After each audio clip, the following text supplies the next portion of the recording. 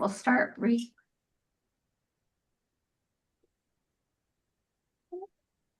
Well, should we call to order? You wanna do it? You want me to? All righty. Welcome to the Planning Commission meeting, regular meeting on February 19th at 5 p.m. We're gonna call to order. Hold on. I don't even know what I need to get names. Steve Powell. Nice to meet you. We met with you. Yeah, briefly, yes. See, Steve Powell, say here. Here. Rachel Cooper. Here. Brett, I'm sorry. Yeah, Matt. You can do first. Here. Katie Klein. Here. Okay, I'd like to call to order. Cat Waltering here. Oh, I'm sorry, Kat. I just ran in. No worries. I'm stuck in a conference in Florida, so I'm here by Zoom. So next item on the agenda is approval of the meeting minutes from December 18th of 2025. And I guess all those, I was not present, so I will not be approving. So I think we have an issue with this because I was not present either, and I think we only have two people that Yeah. were present, so how do we Yeah. approve So- 2 minutes? I can help you on that, Yeah. Okay. unless, I don't know if Corbin's there and wants to pipe in or not. Kelly, just so you know. Okay, yeah, sorry. So you can, the ones that were there can kind of affirm to the other ones that is, that meets your recollection of the meeting. And so you can have a vote. Because this does come up once in a while. So you And if can it all was- vote on it based on your kind of Reliance. based on the reliance of those members who were there. Otherwise, you'd end up with minutes that could never get approved. So Right. Okay, well. I will say that they are accurate to my best of my recollection. Right, 'cause I think you were I there. was there, and they are accurate to my recollection as well. Okay. Okay, so who would like to make a motion to approve the meeting minutes from December 18th of 2025? I'll make a motion to approve the meeting minutes of, what was it? It is December 18th of December 2020. 18th, 2025. And I who'd will like- second that. Okay, so Steve. Yeah, I guess we all vote. Yeah. I would have to abstain. Yeah. Yeah, I wasn't either, but we were, yeah, so I guess. It wasn't even part of the process. So Brett, Well, if we're You're going off my going reputation. off your recommendation, I will say yes. yeah. And I say So yeah. Brett, I wasn't. Yeah. Okay, I will say yes. okay, so you have 3, right? Well, so we have 3 that have said yeses. okay. And Kat is online, and then I am. And are you missing Chase?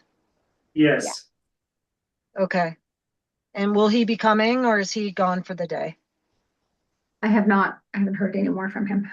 we haven't heard whether they'll be here or not. Okay. Okay. That sounds. It's okay. We can go forward with that. Okay, so we will say that the minutes from December 18th of 2025 Planning Commission have been approved. Is that good? Great. And then I guess next on the agenda is we'd like to introduce I welcome newly appointed planning commissioners, J.D. Cronin and Dr. Steve Powell. Welcome. Woohoo! Yay! Would you like to tell us about yourselves? Yeah, that's what there is. Like, where do you, well, you know, where do you live in Hideout, and a little bit about your background? I live on Lasso Trail, right next to the pond, a small house. We've been there for 8 years, had built by Mr. Martino. I we lived, for 30+ years in Connecticut. I was a practicing physician there, and, my wife Herma, and I, we came here for the outdoors and, skiing, bike riding, hiking, snowshoeing, cross-country skiing, couple other things. I'm originally from New York City, from a place called Brooklyn. Go Dodgers. What? Go Dodgers. Still breaking our heart. I have 3 children who are adults, and one lives in Seattle now, one lives in New York, and one lives in Salt Lake City. Wonderful. So that's good, and they all love to ski. And my wife decided in her infinite wisdom that we should retire here, because if we retire in Park City, they will visit us, whereas elsewhere, not so much. It's true. And that's pretty. Okay. JD? JD Cronin, my background is really in the financial world. I've was a trader for 20+ years, ran a bunch of derivatives groups for a major bank. Worked at the Federal Reserve Bank of Chicago, and some other financial institutions, a few hedge funds. I'm just looking to contribute. Hopefully we do this. I do look at things through a financial lens. I think it's important. I know planning commission kind of doesn't really do that, but I will say that it's helpful to kind of have a perspective on things.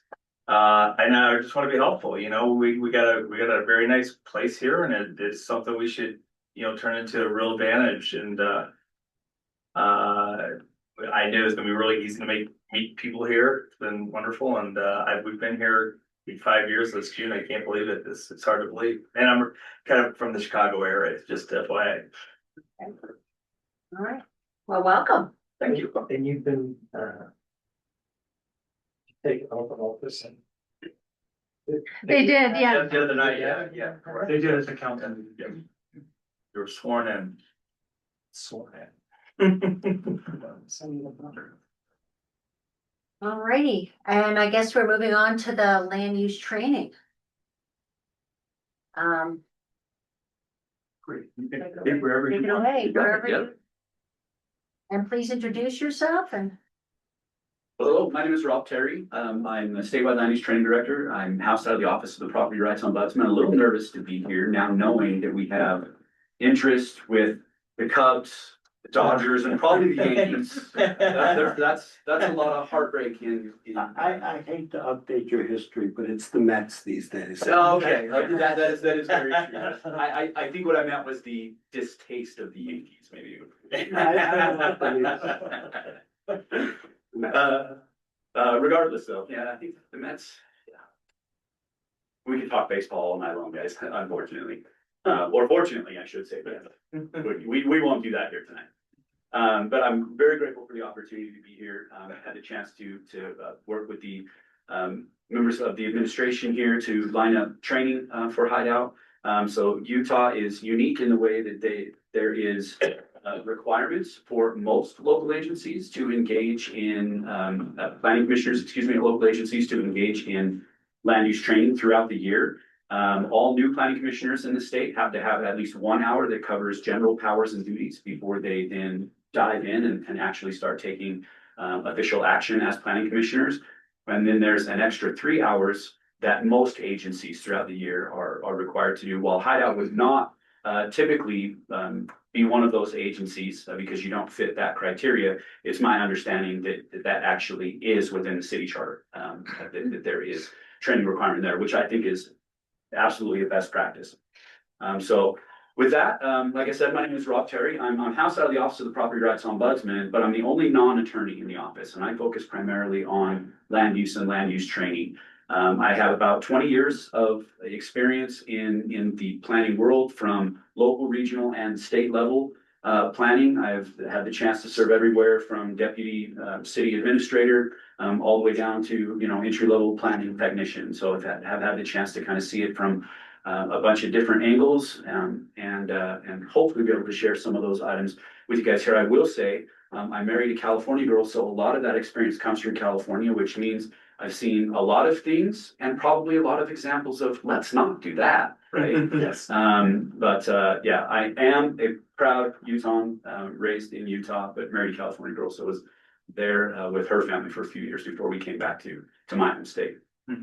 Just a little bit of background on what the Office of the Property Rights Ombudsman is. If you guys are not familiar with the office and what they do, it is very unique, at least in the Western United States. Ombudsman's offices are more common in the Eastern US, but not as much in the Western US. And in particular, for land use, right? So to have a property rights ombudsman that focuses on helping keep the balance between private property rights and government interests whenever there's a rub between the two. Most often you're going to see that with things like eminent domain, right? And something of that nature where a public need has an impact on private property rights. And we serve as the neutral, independent agency that can help all sides ensure that they understand the rules, the process, and that everyone is working their best to work together, which is another very unique thing to Utah, commonly referred to as the Utah way. Try a lot harder to be collaborative as opposed to being more, oppositional in the approach that you take on items. So I focus primarily on the top bullet point here, which is information and education. And that's to talk about land use law in the state, to talk about legal processes and how they would work when it comes to land use law. And then the attorneys in the office will focus mostly on being the negotiation liaison between property owners and whenever there is local, regional or state government agencies, and whenever there is any needed collaboration or communication between them. Mediation of things like eminent domain, or if there's land use disputes, they can help both sides come to the table and have discussions with each other, and hopefully be able to work items out without having to go through what can be a very time extensive and very costly legal process. If you can bring the parties together and help them mediate and come to agreements on something without having to go through that, it can certainly save a lot of people a lot of money, a lot of heartache. One of the major tools that the office does is something called an advisory opinion, and that is when all parties, it's a voluntary item, all parties can say, we're going to give you all the information about a certain land use dispute or issue that we're having right now. We're going to give you all the documentation, everything behind it. The attorneys are going to take that. They're then going to review it. They're going to compare it to what state law says. They're going to compare it to case law, precedent setting items.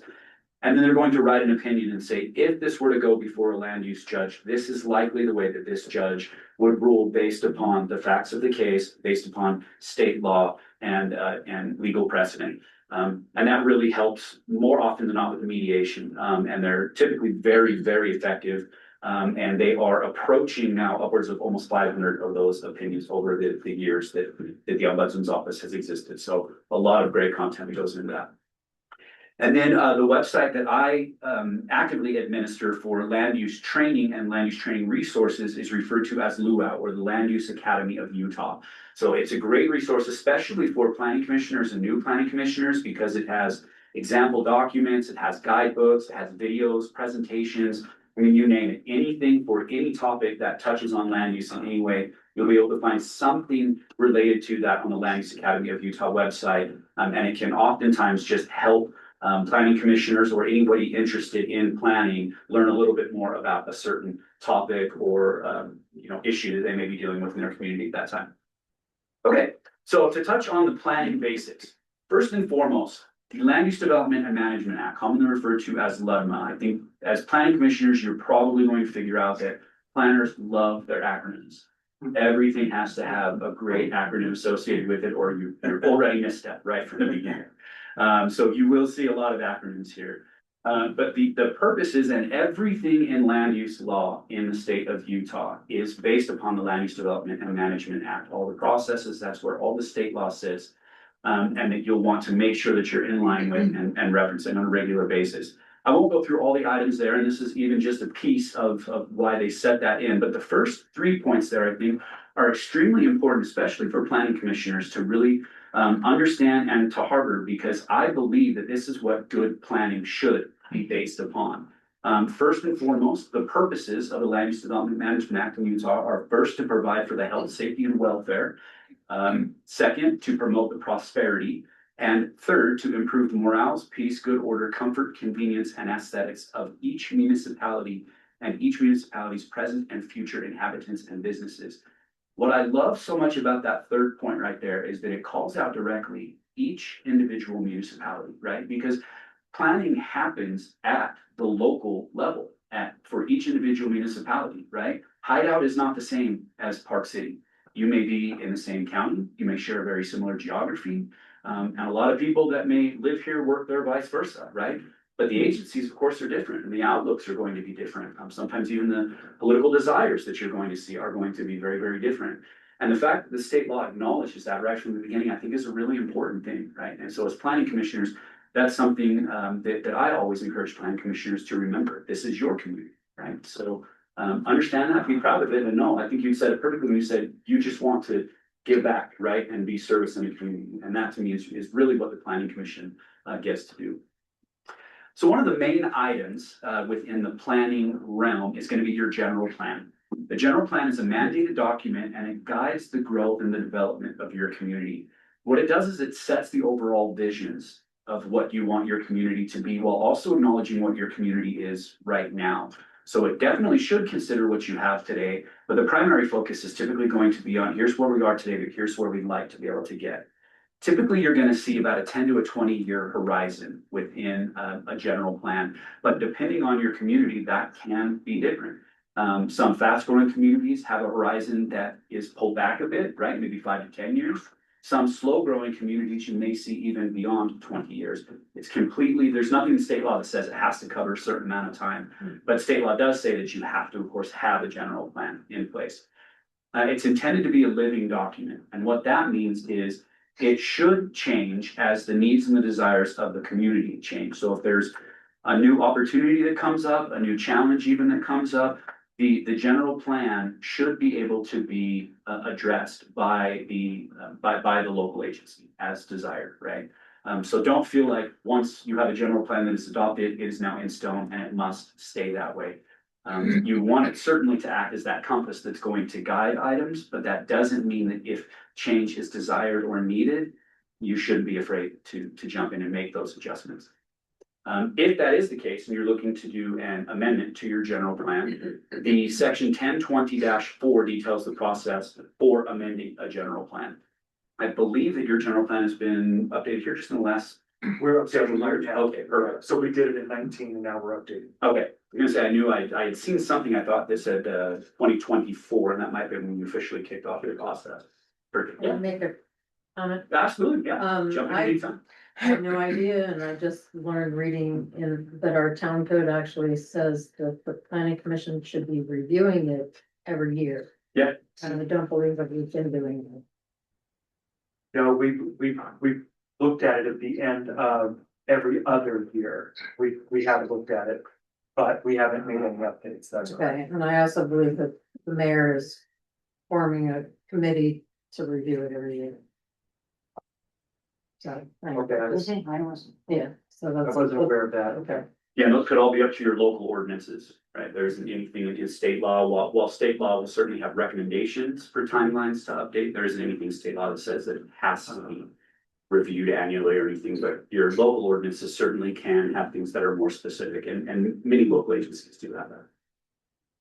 What constitutes a level of a change in the plan to go through the amendment process? Anything that is going to be seen as significant or substantial, right? And those oftentimes are going to be the legal terms that then the definition can be broad enough that it's really up to that local administration whether or not they feel that that goes to something that either a member of the public or someone in the administration would feel that's a significant enough change.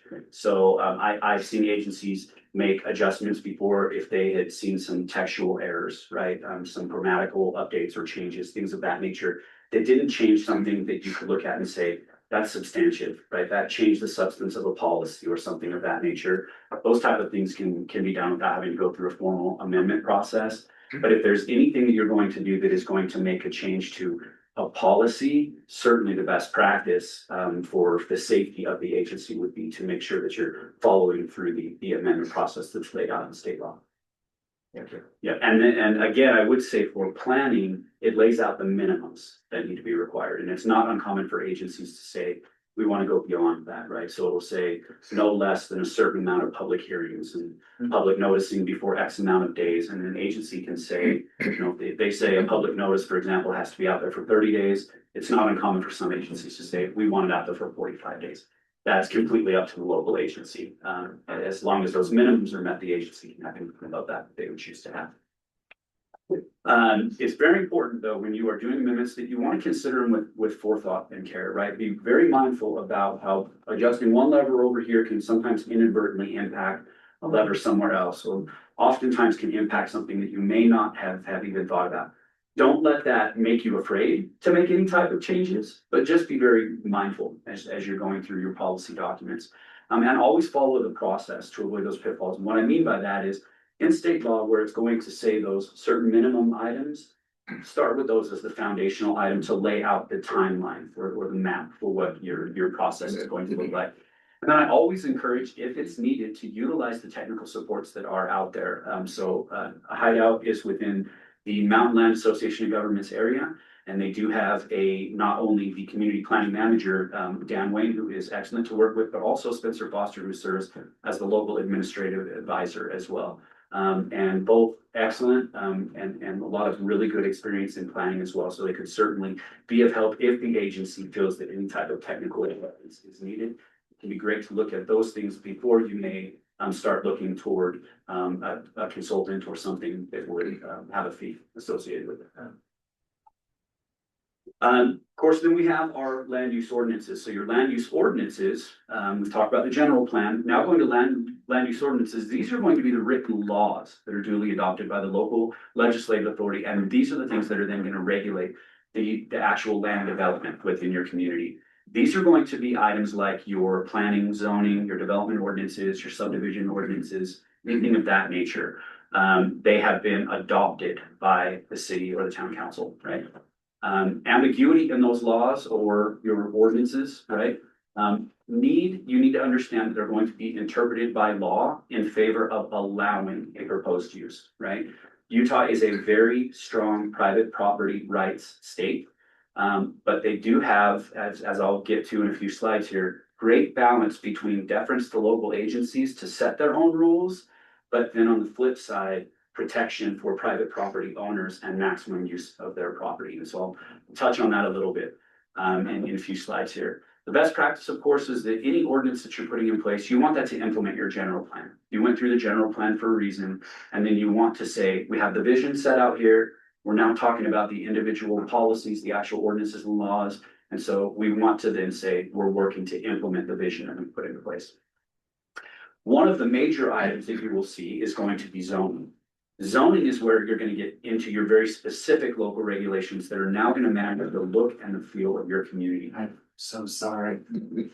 They're going to control items like land use density, the physical dimensions of the development, right? So much more about what happens where and how it looks and how it's separated out from any other type of use.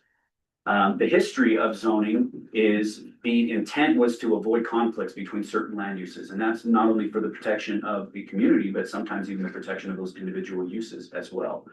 The history of it, of course, around the industrial age in the United States, it was not uncommon for there to start being some really heavy industrial uses that were popping up adjacent to or sometimes even encroaching on residential areas, right? You can imagine the impacts that had with noise, health, safety, and things of that nature. And so that's really where zoning, at least in the United States, started to take a lot more of a role in local community development.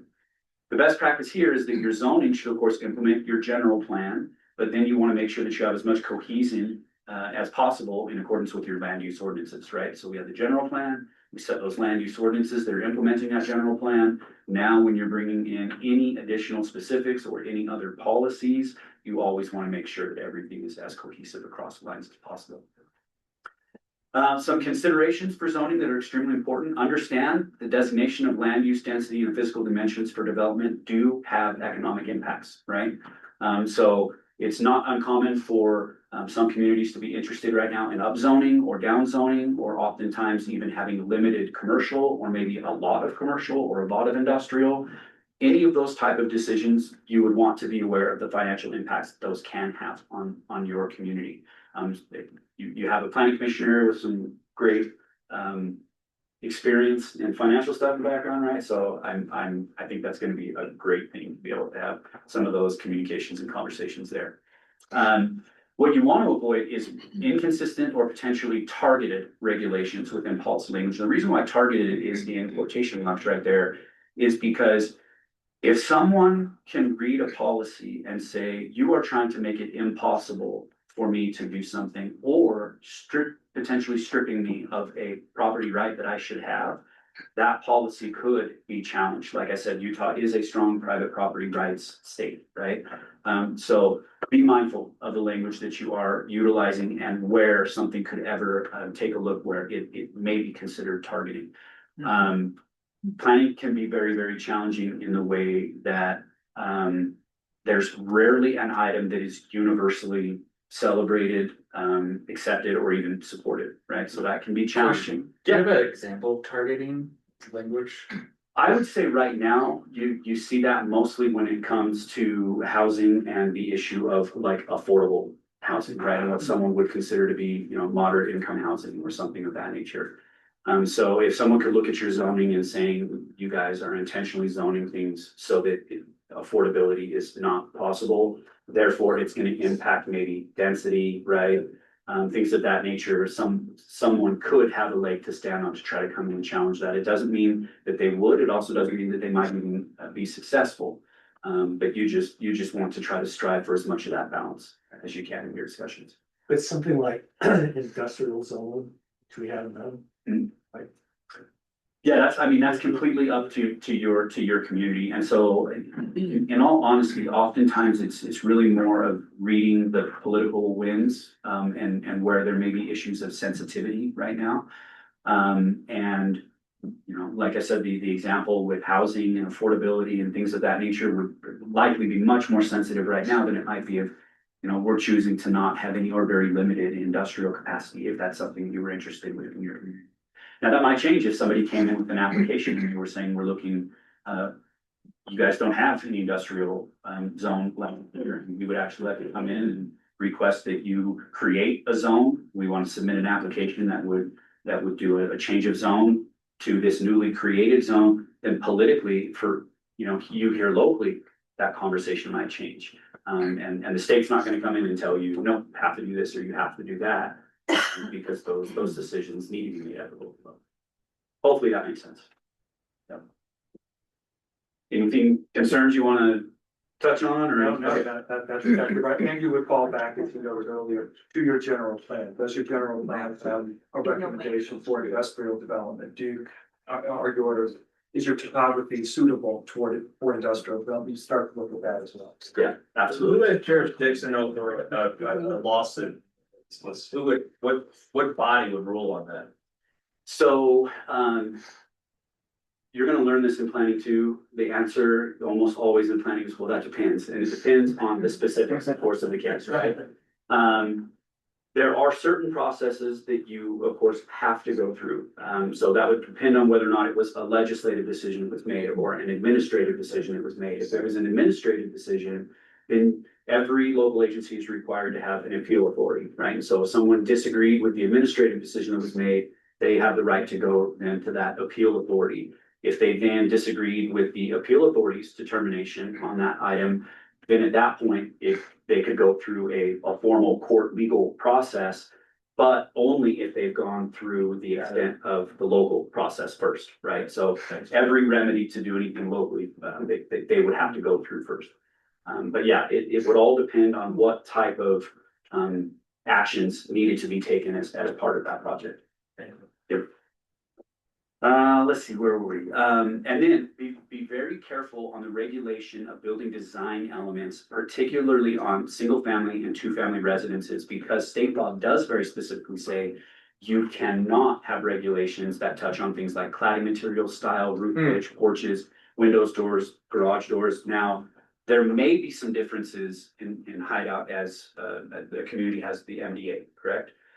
So there certainly would be some nuances there that aren't going to apply to the vast majority of agencies within Utah. So make sure that you are having good communication, with your executive team and the administration here to understand where some of those subtle nuance differences would be. So question there, we had a conversation with the developer last year on a project and comparing it to a previous project they had done and talking about aesthetically the enhancing it. So that's an area to avoid in terms of. Could I jump in here? Yeah, 100%, On yes. this particular project, this was for a rezone and upzone, Mhm. and there was a discussion taking place with regard to what could be located on that property. With a rezone, you have some discretion Okay. with regard to that kind of Okay. just aesthetics, Yeah. aesthetics discussion and or use, because that was a request to upzone with an MDA. Yeah. That was a little different. Yeah. No, thank you. That's It depends, helpful right? That's- clarification. Yeah, Immediately every yeah, that year. was just interesting when you said state law had Yeah, but prohibited. as said, because Hideout has the master development agreement that covers the entire community, there's certainly going to Yeah, be certain okay. areas that I could be a little bit Got different it. there. I mean, that's why I said always make sure that Mhm. you're Of different. course. And then, the things that you do want to focus on when you're having any discussions about zoning here is going to be consistency, transparency, and open market fairness, right? There is a really good amount of land use law that points to those items in particular, right? So as you're having those type of recommendational discussions at the planning commission level, those would want to be the type of things that you would want to be thinking about. And think about the design standards, of course, for building size, signage, historic or desired aesthetic. Not as much on the residential side, may that end up being an item, but you can have all of those as long as your MDA does not have any specific items. State law says that you can do that for commercial items. It was just the single family and the two family homes that you can, unless there's the MDA items that you guys would have there. And then it's always a good idea to be mindful of incentives for local businesses, right? What type of tax incentives, marketing assistance or support, things of that nature. So be mindful of those items and know what type of products are out there and available.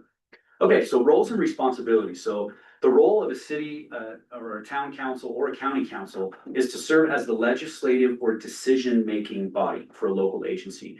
They are the ones that are responsible for making the laws of general applicability. And these are then going to be based upon weighing broad and competing policy considerations. The Planning Commission, while they are absolutely pivotal and required to be in every municipality, they serve it in an advisory role, right?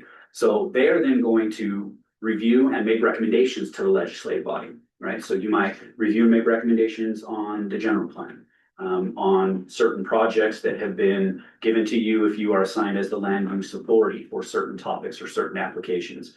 But the Planning Commission is going to serve in an advisory capacity and not in a legislative capacity.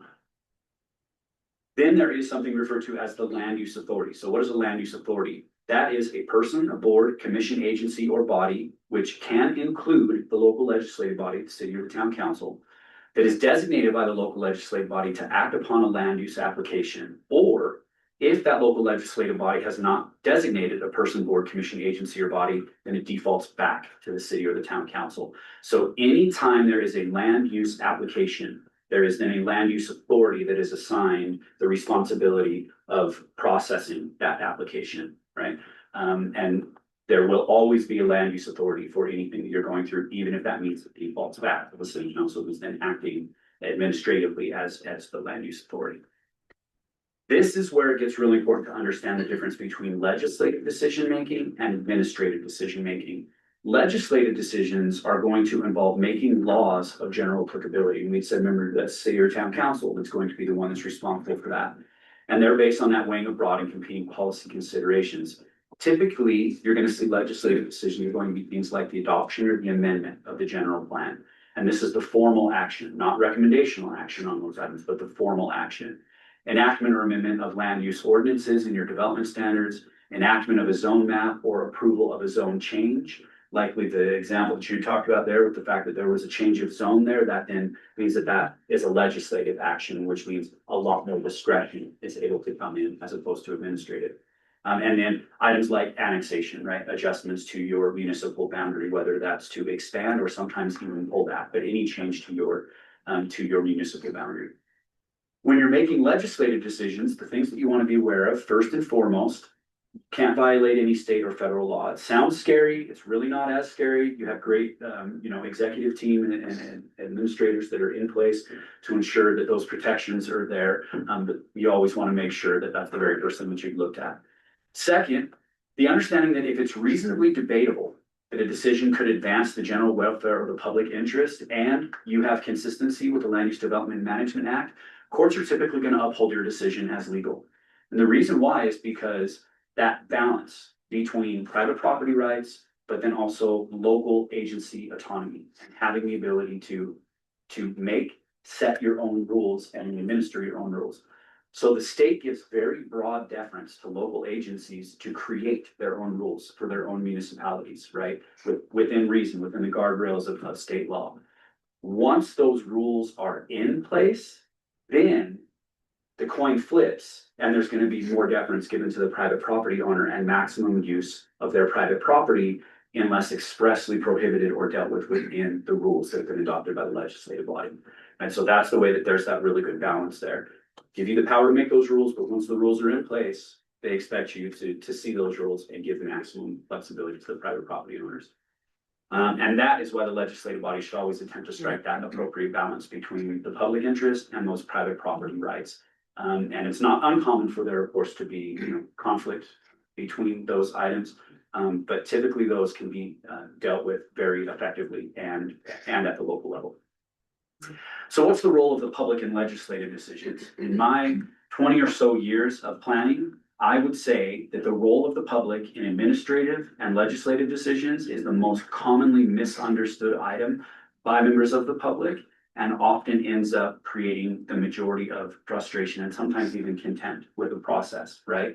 So when we're talking legislative decisions, the legislative body absolutely should take into account feedback from the public, property owners, interested parties, stakeholders, and this should include and can include preferences and opinions, right? It's then up to the legislative body to determine how much weight they want to give to those preferences and to those opinions. The legislative body can also receive input from the public for the purpose of gathering facts and evidence that would support any type of conclusion that they're coming to. Those are the type of items that are going to be most important to ensure that you have on the record. Here's what we chose to do, and here's why we chose to do it. If something does go to court, the very first thing they're going to look at is what's on the record, right? So very important. You always want to make sure that you're doing your very best to gather facts and evidence. But you'll note here during the legislative decision process, input from the public, including those preferences and opinions, is not only appropriate, but should be part of the process. Administrative decisions, these are going to be those that are going to apply the existing codes. You now have the laws in place, and so you're going to apply those local laws that have been adopted. And they're going to be applied to a particular development proposal. And they're going to be based upon the individual facts and circumstances that come along with whatever application has been submitted for you. Typically, these are going to be things like, and this one is new just in the last couple of years in Utah, subdivisions for single family, two family, and townhome. Those used to be legislative in nature, but they're now administrative in nature. Per state law, unless again, Why did that change?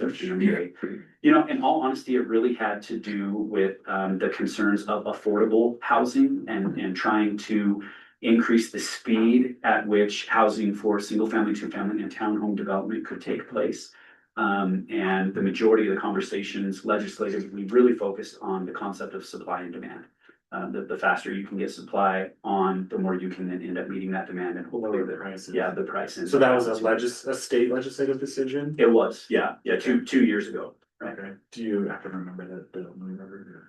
If I don't have it on one of the slides right here, I'd be happy to provide that to you guys right after. I'm sort of like in the middle of a legislative session right now. I have so many like SBs and HB. I get it. I get it. Sorry. Yeah, I totally get it. I'm pretty sure I have it. And was that part of the law that sort of unlocked the Kimball Junction, Dakota Pacific type conversation where they were able to rezone outside of? If that was a different one, I think that I was was gonna Senate say- 525, where you could kind of create your own entity, or that was more of a municipality. It was a different one, but it was And I think it was the year prior. Yeah, that was a preliminary municipality, right? Yeah, so, similar timelines, but yeah, different bill for that one. Interesting. A few other examples that are very common, on the administrative side, conditional use permits, site plan, building permits, variances. So things of that nature. Most important thing, all of those items right there, they have rules, process and policies that are they've been adopted by ordinance, right? And they're in place. And so that's why they're now administrative decisions, because you're simply applying those adopted rules for the application coming through.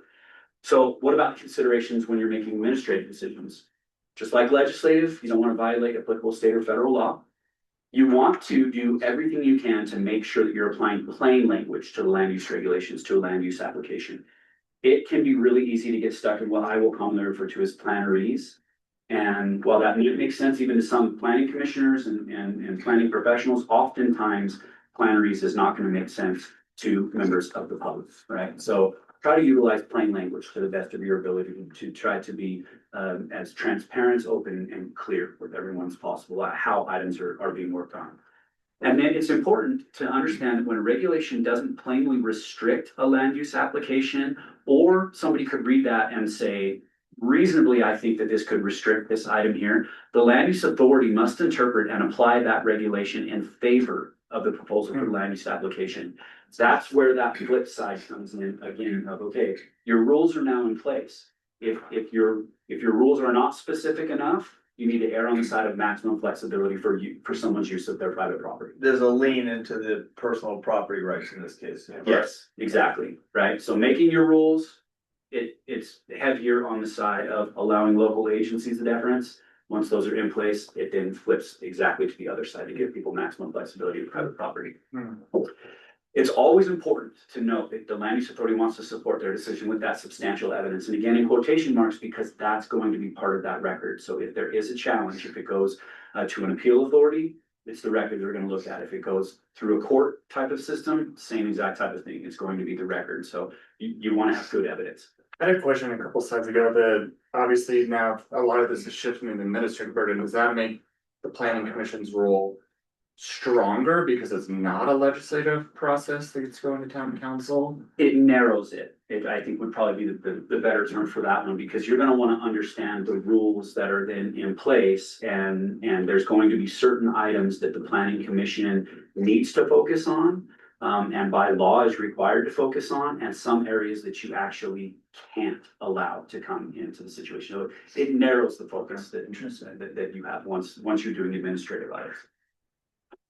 And then it's always important to point out here, and very, very common for people to feel that their applications are not being processed in a very timely manner. Well, there can be a lot of complication there. You do want to have as much of that concentration on there. If you review something and it meets the requirements, I will often say, especially to new planners coming in, how would you want to be treated, right? So if you read something and it checks all of those boxes, it should be approved, and it should be approved in a timely manner. Now, I'm not in any way saying don't vet things properly, right, and try to fast track items to the point where you're not being detail oriented, but be mindful about the timeliness of approvals. Okay, so what about the role of the public in administrative decisions? And as I had said, more often than not, members of the public are actually getting involved in an item once rules are already in place and something is actually an administrative process, but the vast majority of members of the public do not know that, right? So oftentimes they're going to come in, and the first thing they're going to do is they're going to express their opinion or their preference on something, right? Once you are to the point where something is an administrative decision, the land use authority cannot rely on any type of public opinion or preference. It either meets the regulations or it doesn't. Yeah. So honestly, I question the use of public input at that point. If the administrative rules are set, read them before you come in here and give us, you barf all over us about your opinion on something. Yeah. It doesn't matter. What I understand about the rule, it doesn't matter. Yeah, it can't at that point, right? Exactly. Yeah, and I agree, most members of the public do not understand that, right? And they think, I'm going to go to a public government meeting, I'm going to express my displeasure with something or my opposition to something, and the difference between a legislative action and an administrative action, depending on what rule it may have been, that administrative process may have been put in place 5 years ago, and that would have been the time where they would need to say, I'm not comfortable with X, Y, and Z, right? But many members of the public simply do not know that. And so, in my years working with planning commissions and as a staff member, I always tried to find ways to make sure that that was going to be explained in the process during the meeting. That didn't mean that people were typically going to be any less frustrated that something may or may not be approved. But there was then, at least they felt that this was explained on why a certain action was taken, or why the planning commission could or could not do something. And so I always felt that that was something really important to do there. You certainly can, while you can't listen to the public opinion and preferences, you absolutely can listen to the public for gathering facts and evidence to support any type of conclusion or decision. I have been in meetings before where we've had someone come up and say, did you know, I'm looking at this map right here and it's a site plan and you guys are saying it meets all the criteria, but I actually know that an easement that runs right through here and I'm not seeing it on the map. And that was, oh, okay, hang on a second. That would be more fact-based, right? Some evidence type of item where we could say, was something missed? And so you can hit pause and look at those type of items as opposed to a guy saying, you guys are coming in here and this guy is gonna build a single family home. That's a use that he's permitted to be able to do, but I don't want him to build that there. That's your opinion or your preference and we can't take that into account, right? So is that, input from the public, does that have to be in a meeting? Or if you run into them at the grocery store and they say, blah, blah. Yeah. Agree with this. Yeah, that's all of it. It's all of the above, right? So as a planning commissioner, the most important thing is for you to have that understanding when you are acting in an administrative capacity. And to just know that even if a neighbor, a friend, a family member, whoever it might be, is expressing displeasure or feedback on something, to understand the difference between fact-based evidence and opinion or preference. Yep. So, and that would be whether they submit it in writing, in a public meeting, or they even come knock on your door and say it to you. The concepts are also going to be this. Where's the line between administrative and legislative, some of the stuff? Is there much of a fine line or is it pretty obvious? Most of the time it's pretty obvious. Every once in a while you'll deal with something referred to as quasi judicial, but the vast majority of the time that's going to be like your appeal authority or something of that nature. So the number one thing I always felt that you can look at is to understand the difference between administrative and legislative is, are we making a recommendation, right? First and foremost. And then second, are we applying an existing law or policy? That's administrative. Are we creating a law or a policy? And if you're doing that, then it's legislative item. Thank you. Yep. Any? Yeah, so I would say a subdivision, administrative. A rezone, legislative. You're making a recommendation, there's a significant amount of negotiation that can take place regarding that, and then that goes to council for final vote. Yeah, the council gets to say on whether or not we want this area to be zone A, B, or C, right? So it's up to their discretion to decide whether they want to do that. Once that is set, it's now not up to discretion whether or not, if this got zoned and it's zoned, say, single family residential, then you have regulations on what is permitted and how it's permitted. If it is a subdivision, because we've been tackling all like the upzoning, rezoning, are we the administrative body? It's final, it's done, or it still goes on? So You're the administrative body, so for example, a preliminary subdivision, you'll hear two tonight, right? So you guys are the. right, because we worked on the zoning before. That's right. And then recommended it. So you guys will be the authority, you guys will hear it, one public hearing, Yeah, a new state I see. statute says that that's the preliminary subdivision, and then it goes into town administration, but you guys are the final authority. I see. And then I it get goes the to town planner, difference. town engineer, town attorney, yeah. Depending on the agency, however, the city or the town council, they will assign, whether sometimes it's an individual, something like, say, for instance, your building official is typically gonna be the individual that you do building permits, you're responsible for the building permits. That's an assigned land use authority by the city or the town council that went to that individual. For the subdivision process, for the single family, two family, and townhome, that's now required to be administrative. The city council would have said, we are designating the planning commission as being the land use authority for that application. Got it, yeah. And it could be different depending on what agency you're in, but there will always be a land use authority for every action that is going to be taken, for every administrative action. Okay, this is typically what we refer to here as our Jeopardy board, right? So these are some of the most common areas that we get questions about.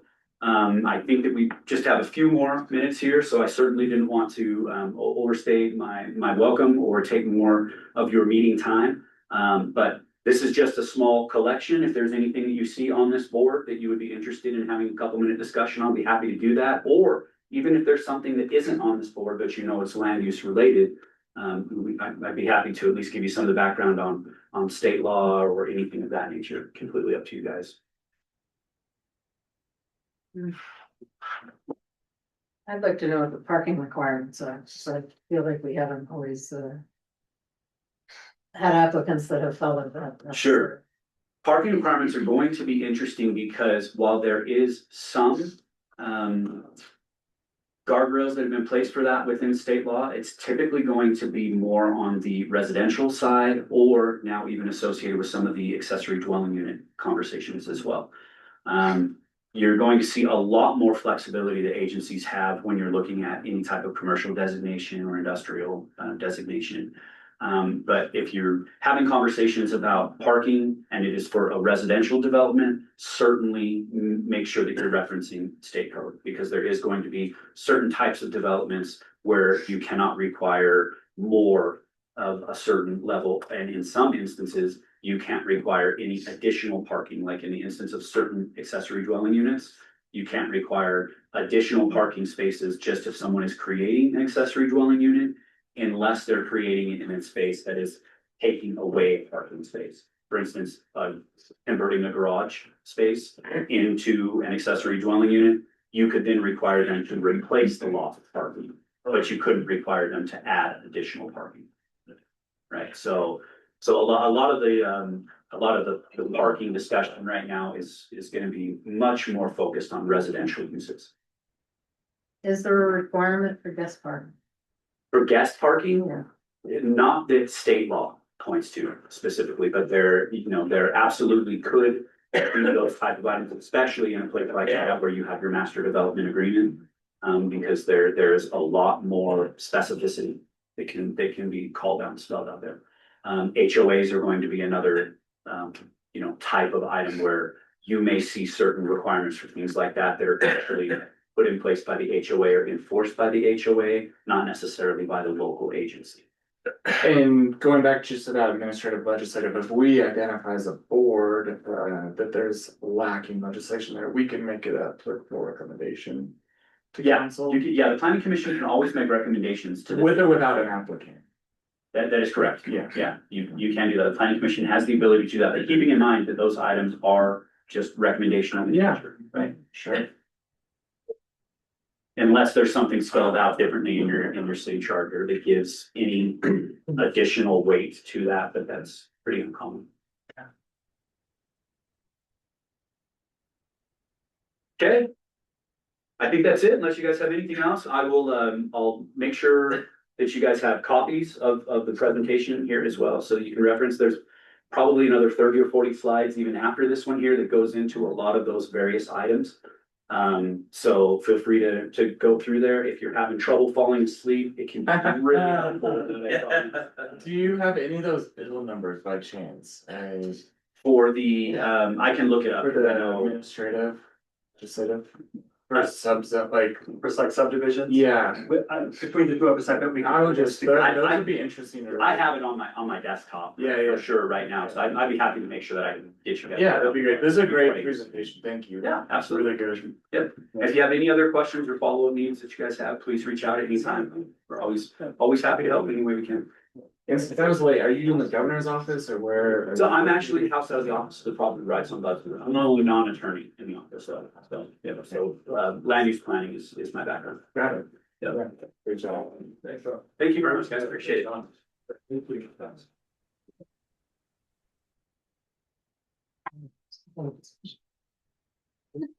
Hey, good to see you, guys.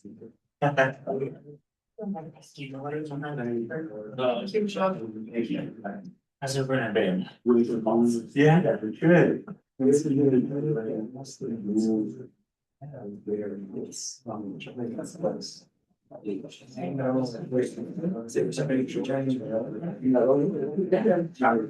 Water, but.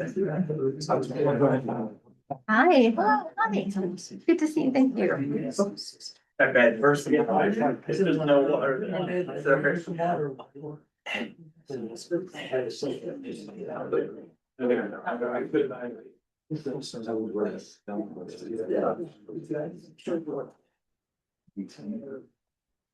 How did you say about his sing? Yeah, that's right. I saw there's some right. Oh, yes, perfect. Sure enough. Oh, I'm sorry, I forgot to print out. I'm sorry. Alrighty. Okay, well, thank you, Rob, for your presentation. All right, there you are. Right now, we're gonna be moving on to. Oh, thank you. Yes, Yeah. thank you so much. So. Thank you, Chase. To our annual appointment of our planning commission chair and vice chair, and I guess I'd like to open that up for a discussion.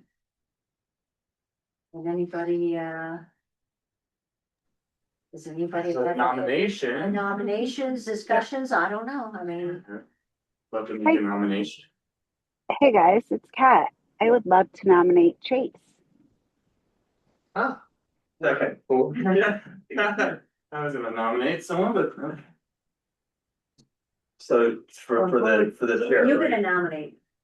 I would, I think we have to hear her, is there, goes a vote now, or? Or do we nominate as many as we want?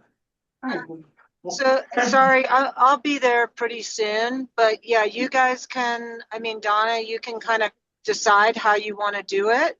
Do you want to get all the nominations up front and then hear about each one? Or do you want to, you know, that's typically how it's done.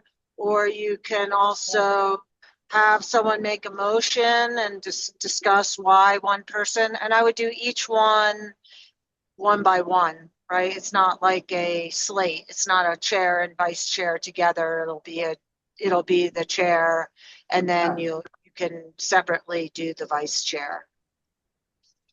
Okay. Well, why don't we, I like that idea, and that's what I thought we were, I mean, that's where I was heading to, is like make all the nominations. For, let's start with, planning commission chair. And then we could, you know, have each person who's nominated, I guess, give a synopsis of, you know, their experience. Their experience Yeah. and how they have served the planning commission, prior. So, I guess I could go ahead and we have our first nomination. Was that for chair, Catherine? It was. Okay. So, you know, we could have first nomination. Was there someone you were gonna nominate, Chase? Oh, not for chairs. I was thinking we would all do all nominations, so. Yours is for vice chair? Yes, I have a great candidate for that, but I can save that. Okay. Yeah.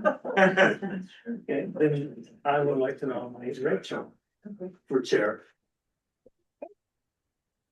Any other nominations? Okay, then I guess, well, let's discuss. So, the process would be that each nominee would be able to tell some of, you know, their experience with the planning commission and maybe some, you know, why they would like to be chair. Sure, I'm happy to start. So, hey everyone and online, I am Chase Winder. For those that don't know, my family was part of the original wagon train that actually founded and settled Utah. So we have been involved in local politics and land planning and growth of small cities since the beginning of Utah statehood, and it's something we cherish very much. My family has been involved in numerous cities and counties and towns across the state of Utah and serving the public and helping to make really smart policies and planning decisions is something that I value a lot. And I have a lot of experience. I actually worked for Congressman Jim Matheson on the Natural Resources Committee in Washington, D.C., working on land planning and land uses.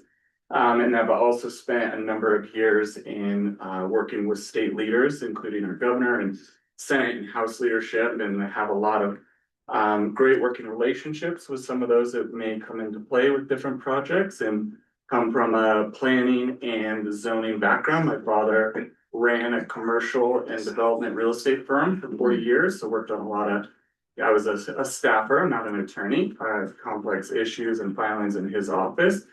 And my dream, my entire life with my family and wife was to live in Hideout, and we've been able to move here a couple of years ago. And since that time, I was first nominated to serve as an alternate on the planning commission, and then was moved into a full-time voting role, and been serving on this board for about a year and a half, and just really passionate and excited about the opportunities to help this community better. So that's a spiel about myself. So thanks for the consideration. All right, Rachel? Rachel Cooper. I don't have the whole family background that he has, but my personal background, I've been on the planning commission for 5 years. Spent 2 years as an alternate, and I've been at least 3 years as a voting member. I've attended probably about 95% of the meetings, which I don't mean to be critical, but I know that Chase has missed a few this past year. Yeah, that's what happens when you have twin babies sometimes. Yeah, so I also am fully retired, so I have the time to dedicate to it.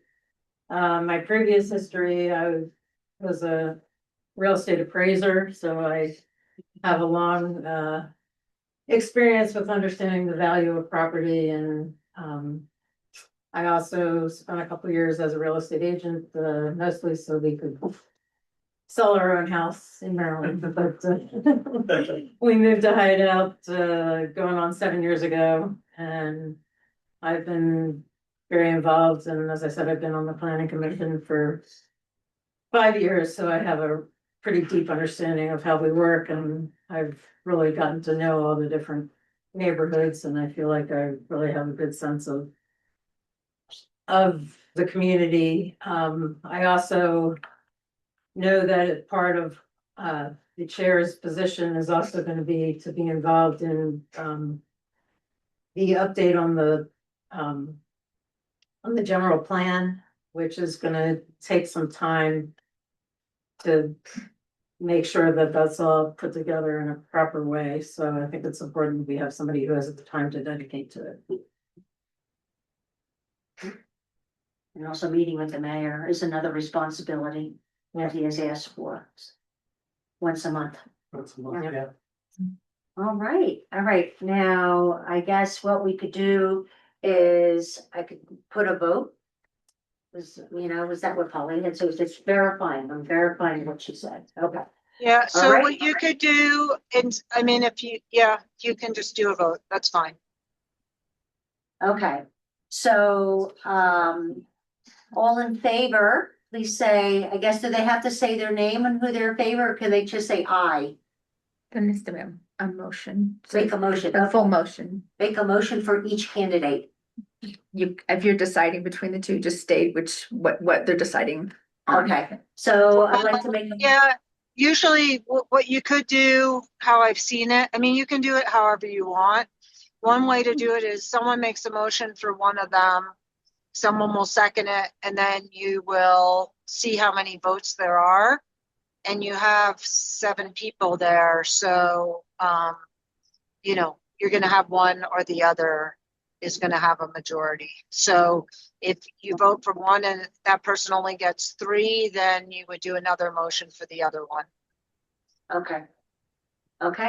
All right, I'd like to make a motion to appoint Chase Winder as planning commission chair.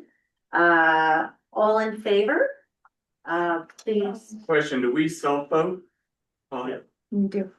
Yeah, you can vote for yourself in this circumstance. And maybe you want to just do, I don't know if you want to do a roll call vote or not. It's up to you. You don't have to, but you can. Yeah, I think each person, okay. And then I'm just missing a second. Was there a second? Second. I will second it. Okay. Alrighty, Chase Winder for chair, JD, Yes. Chase, Yes. Brett, No. Rachel, No. myself, Donna, no. And no for Steve Powell. And And I'm a Catherine. yes. I'm a yes. So, 1, 2, 3 yes, 4 no? yep, I was a yes. 3 yes and 4 no. Okay. So that would mean that, okay, now we're gonna do The a motion vote. fails. Yeah, so now you'll do a new motion. Yep, like to make a motion to appoint Rachel Cooper as planning commission chair. What was that? Second. Oh, okay, thank you, second. JD, No.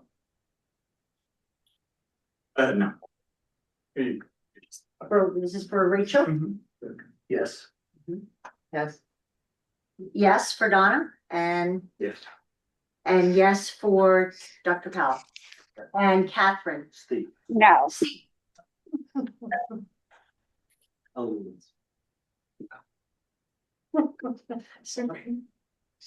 So that would be 4 yeses and 3 nos for Rachel. So it looks like our next planning commission chair is Rachel Cooper. Alrighty, now do we have any nominations for vice chair? I'd like to nominate, Kat. Or?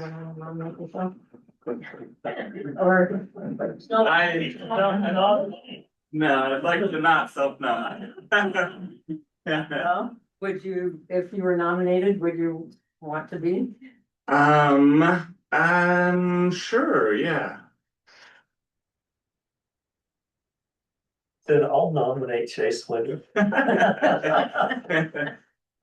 All right, any other nominations, Steve?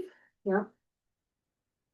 All right, so we have 1 nominee for vice chair. That would mean that. Do we need? I think Kat is also nominated.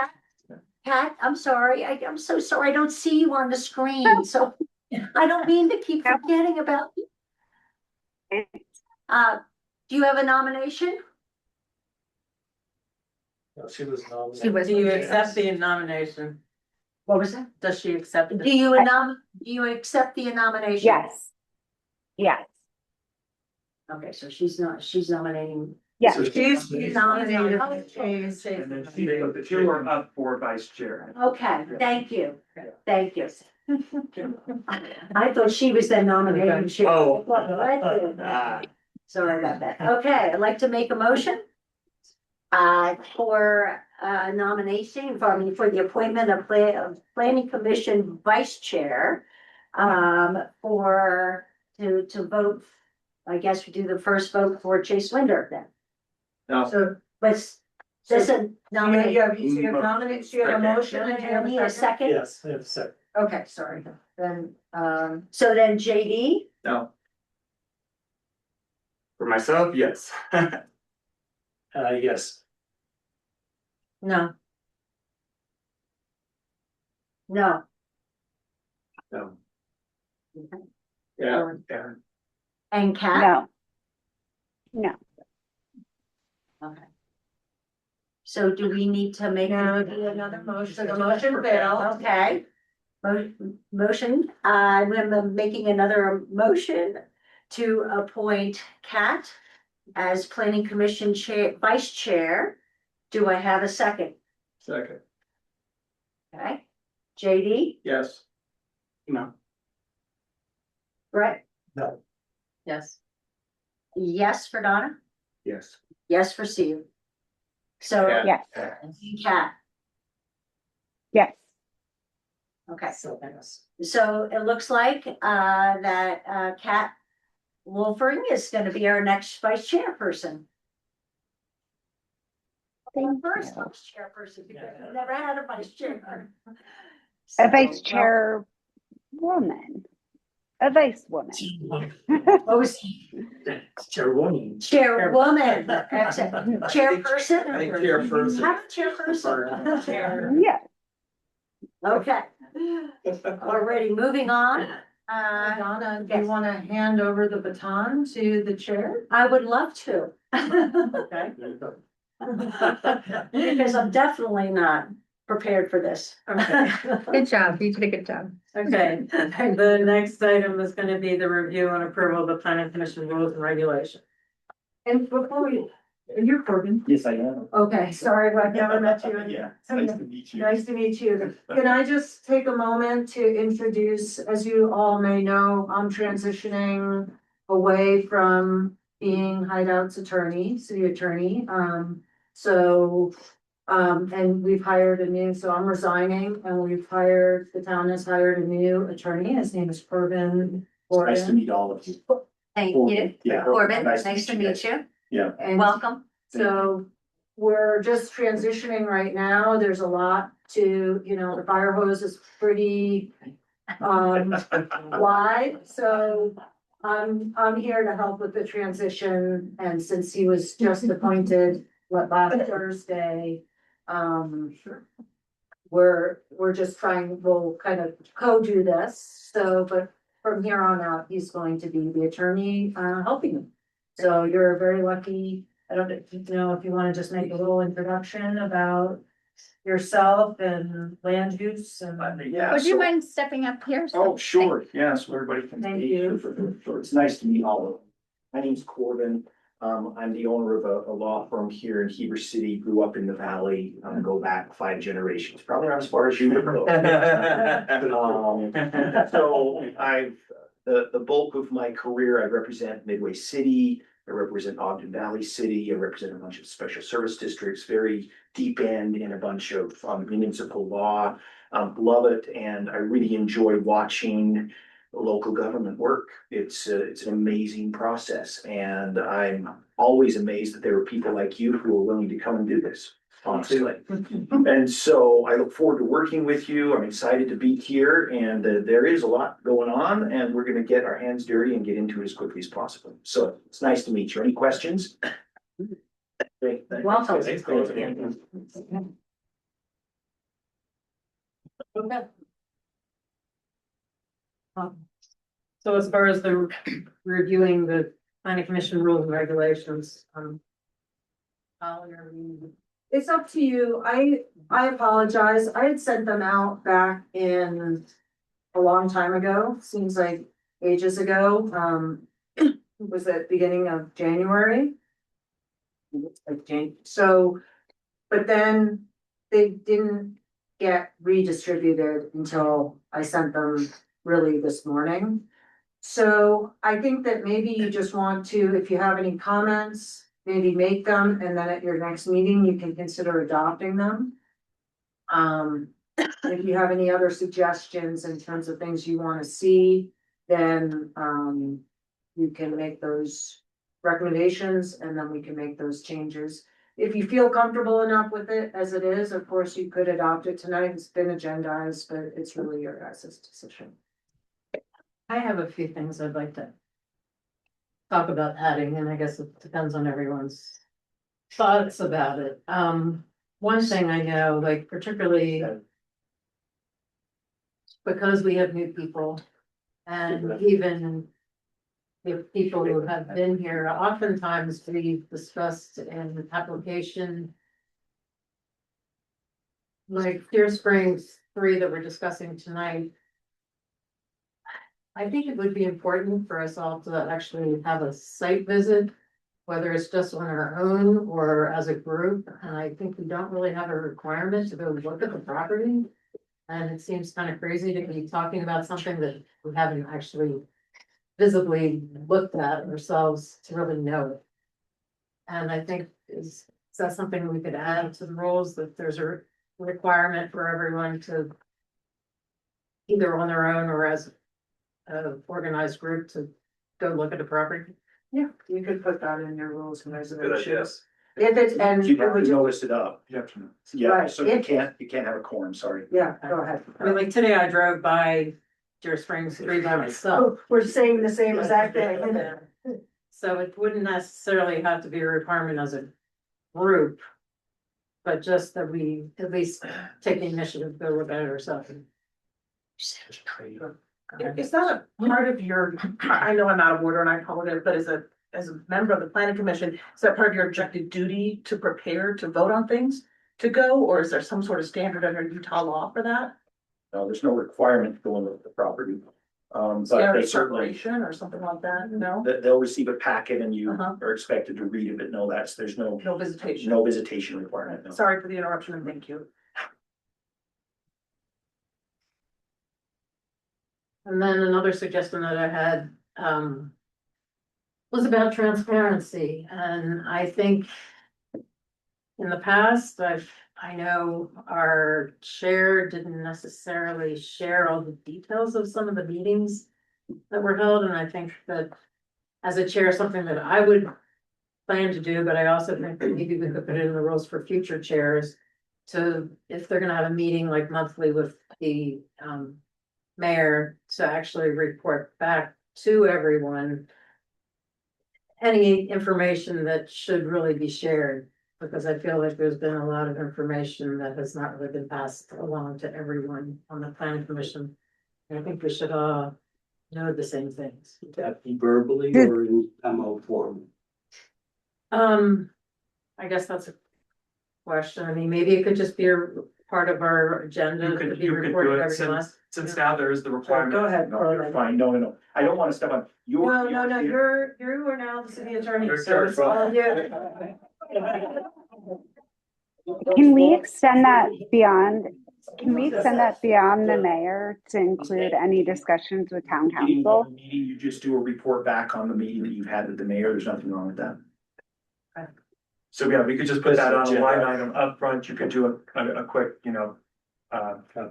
update with regard to the meeting and or any other items that you wanted to convey. Yeah. Okay, we don't Put that necessarily. Yeah, and So should we? can it include any discussions with town council or developers as well? Yeah, I think any information that. And it actually could not necessarily be just the chair, it could be any information that anyone has gleaned from. Any kind of situation, something going on that they feel like everyone else should know as it relates to planning, right? Yeah, we could put like a planning chair and commissioner update up at the front of the meeting if there were any. You're gonna have to put formality around this. There's no way that works without some formalities, seems to me. Writing it down or. Something, cause I don't disagree with the notion. I think it's perfectly fine. It's just. How are you gonna notate this meeting, for example? Are you have an AI agent? Or are you gonna do something else? You're gonna have a stenographer? That's my point. Because the point is to be transparent and share information. All these meetings, should they be informal or not, kind of, that feels like the bar is being raised to be. That information has to be kind of disclosed at some point. How are we gonna do that? Take notes. You do that? Sure. Write back, someone, hey, you and I met, I'm gonna write it up, I'm gonna send it by you. Do you agree that this is something what we talked about? And then I'm gonna submit it to, this body's, the planning commission has access to it. It's me. But is that going to include discussions with developers that people have? I think we have to establish the parameters by which, what's included, Well, and let me ask a question. I'm not sure, because I haven't looked at your rules and you can maybe help Holly here, but we also have to recognize ex parte communication. Right. Yeah. And it's like, so, I don't know that that's necessarily a great idea. You have a standing appointment with the mayor. Right. That is a meeting, you're there, you come back, you report. I don't know that any of you should be having open discussions or conversations with anyone who's an applicant. And so that would take that out. And so I don't know that that's necessarily a good idea, but I think the idea of returning and reporting back on meetings that you were in, not a problem there.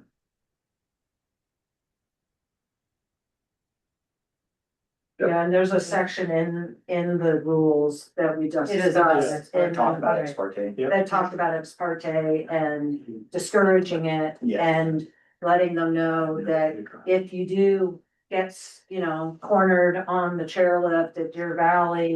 Right. And someone's talking to you or you talk to a developer, you try to discourage it, but if you are spoken to, you should disclose it. Just, yeah, that makes sense. Yeah, that makes sense. No. I agree. Are there any other suggestions to add to the rules? I like them. Has there been substantial change to the rule, Polly, since the No, previous version of it pretty much? it was almost exactly the same. So it was adopted in October and then it went to council. Just, which is what our code says. The code's a little vague in terms of, it just says you adopt it and you present it to council. Basically, I can't remember the exact terminology, but they don't approve it. It's just submitted. I think it says it's submitted to council. And then when council saw it, they had some comments, which I put in comments in the document back in January. And then I made one or two little changes based on those comments within, and I tried to highlight them. Great. So with that, you could maybe next month, I'll share it with Corbin and then he can bring it to you next month. I also took a look at the codes, the town code that you sent, and I think it didn't update the having 7 members and. So what I put at the end, we're a bit behind on updating our muni code, and I know that that's in progress. I think it's just been a little overwhelming over the last few months. So, I put a note there saying this is old code, but as soon as it's updated, we can attach them to the rules. But that is confusing because we're just, I think, digging out of a deep. So any other suggestions? No, I just forwarded, Steve the email we received it. Oh, Yeah. his name, do you have a Hideout email? No, I just have my email. Oh, actually, you were on there. So Jan can help you. Oh, Yeah, yeah. this is you don't get it though, because Get it. he has to have the server. Yeah. So he'll get her, he doesn't get he probably doesn't have, a Hideout account. He does, I mean, that's the email I went. To set it up. That's right. He needs to set it up. You could call our IT and they can help you. We'll help I you. didn't know. So I'll send it. Polly, I have a question, Polly, because Steve didn't get it procedurally. Can we still vote on the items tonight if they weren't submitted to the full planning commission?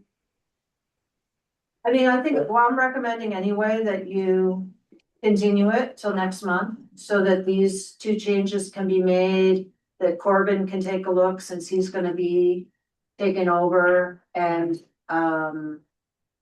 yeah. Right. So And I'm talking about the rest of the agenda too. I just want to make sure we're the agenda following was, the rules.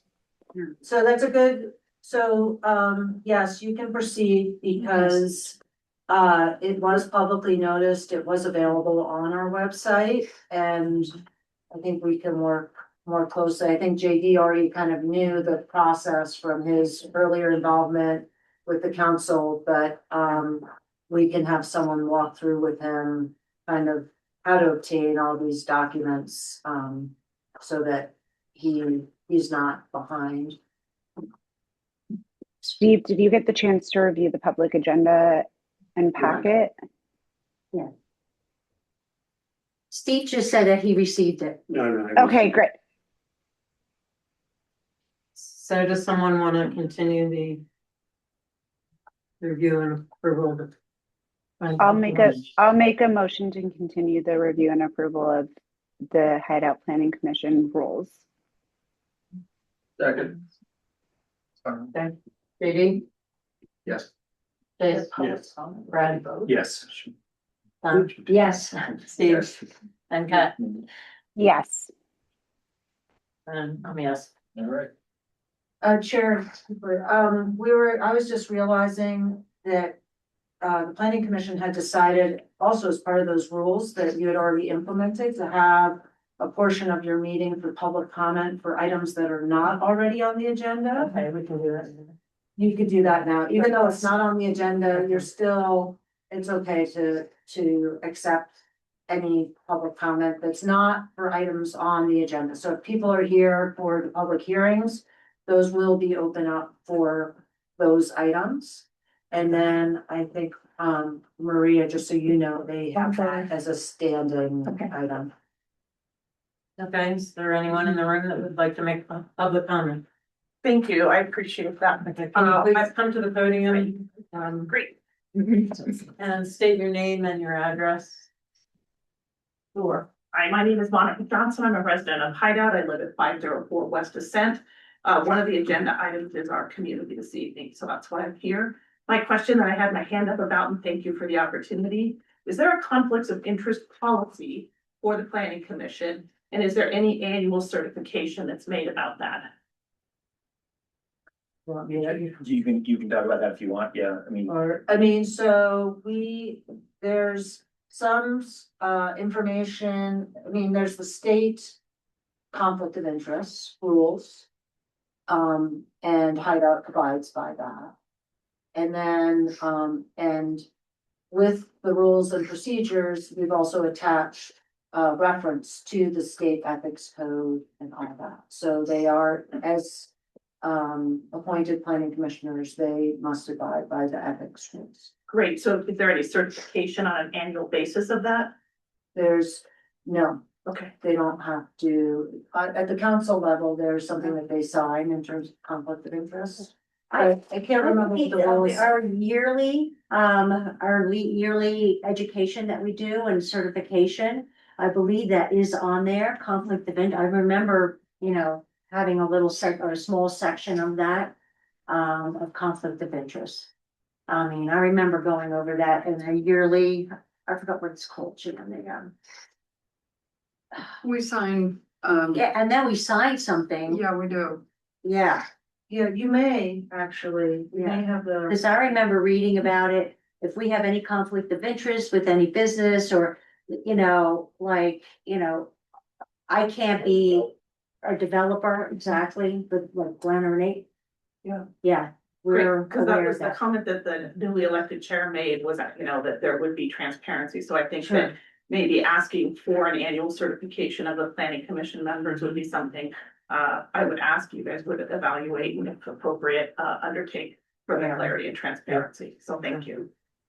On that note, I know in the past, hasn't the beginning of the year, didn't we have? What is her name? Yeah, it was training. the open training thing. that Open we've public done. meetings, Yeah. that's it, that we do online. Yeah, That's what I'm so talking do about. we need to do that for this year? Does that need to be? Yeah, I thought that sometimes I give it, and I guess Corbin can do it for you, or you can do the online one. But you do need to do that annually, but that's a little different than a conflict of interest. Right. But we have done that at the beginning of every year. Right. We can get that on the agenda. Yeah. I have no issue with adding the annual conflict of interest disclosure.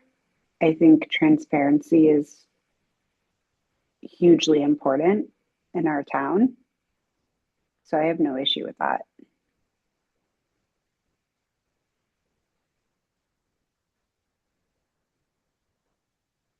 Is there anyone else that would like to make a public comment? Anyone online? Lynn? Yeah, Adam. Is there a way for someone to answer online? There is, they can Raise their unmute hand. themselves or they can, yes. Or they can raise their hand. I don't see anybody's hand raised. We don't either. Okay. Then I guess we will move on to the public hearings. Number one is to review and possible action by planning commission regarding Deer Springs Phase 3 preliminary subdivision.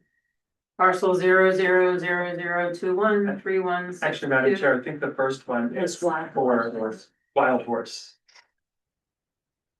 You might have an old agenda, it was a little bit. We changed it, let's change it around. Change around. And it's right here on the screen. Yeah, all right. I'm just gonna I forgot my computer in my car, so I'm gonna come back and grab it. Hope you're right. Well, then I will correct that, number one is to review possible action by planning commission regarding Wild Horse preliminary subdivision. Do I need to read the whole part to them on that?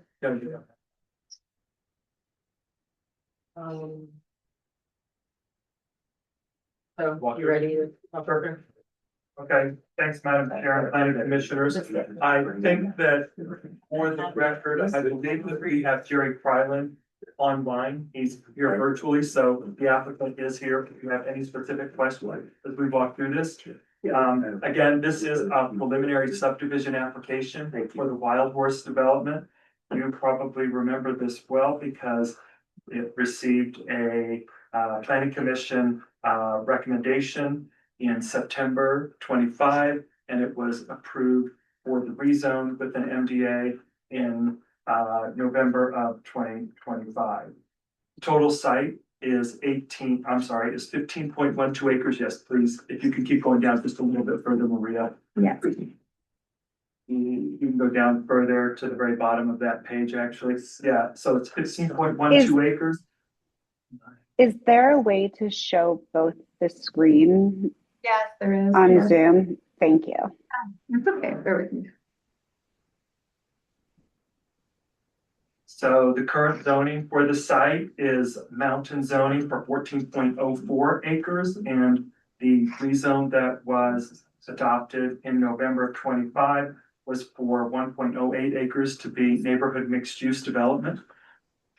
The proposed use includes 7 single-family dwelling units and 5 villas, as well as the 1 commercial lot in the center of this development. If you can scroll down just a little bit, Maria. Sure. The next page has a map. You are, again, quite familiar with the site. The site is located just a little bit to the northwest of Claim. You could keep going down, Maria. Really struggling, sorry. Oh, that's okay. I'm sorry, bear with me. With regard to this subdivision, as she catches up here, that's fine. Just with regard to this subdivision, it follows the exact concept plan that was presented as part of the rezone and the MDA. The number of lots, the size, the configuration of the lots, the road network is exactly what was presented as part of the concept plan and the MDA. That was adopted by council on November 13th of 2025. If you have the report in front of you, I won't go through all of these now unless you want me to.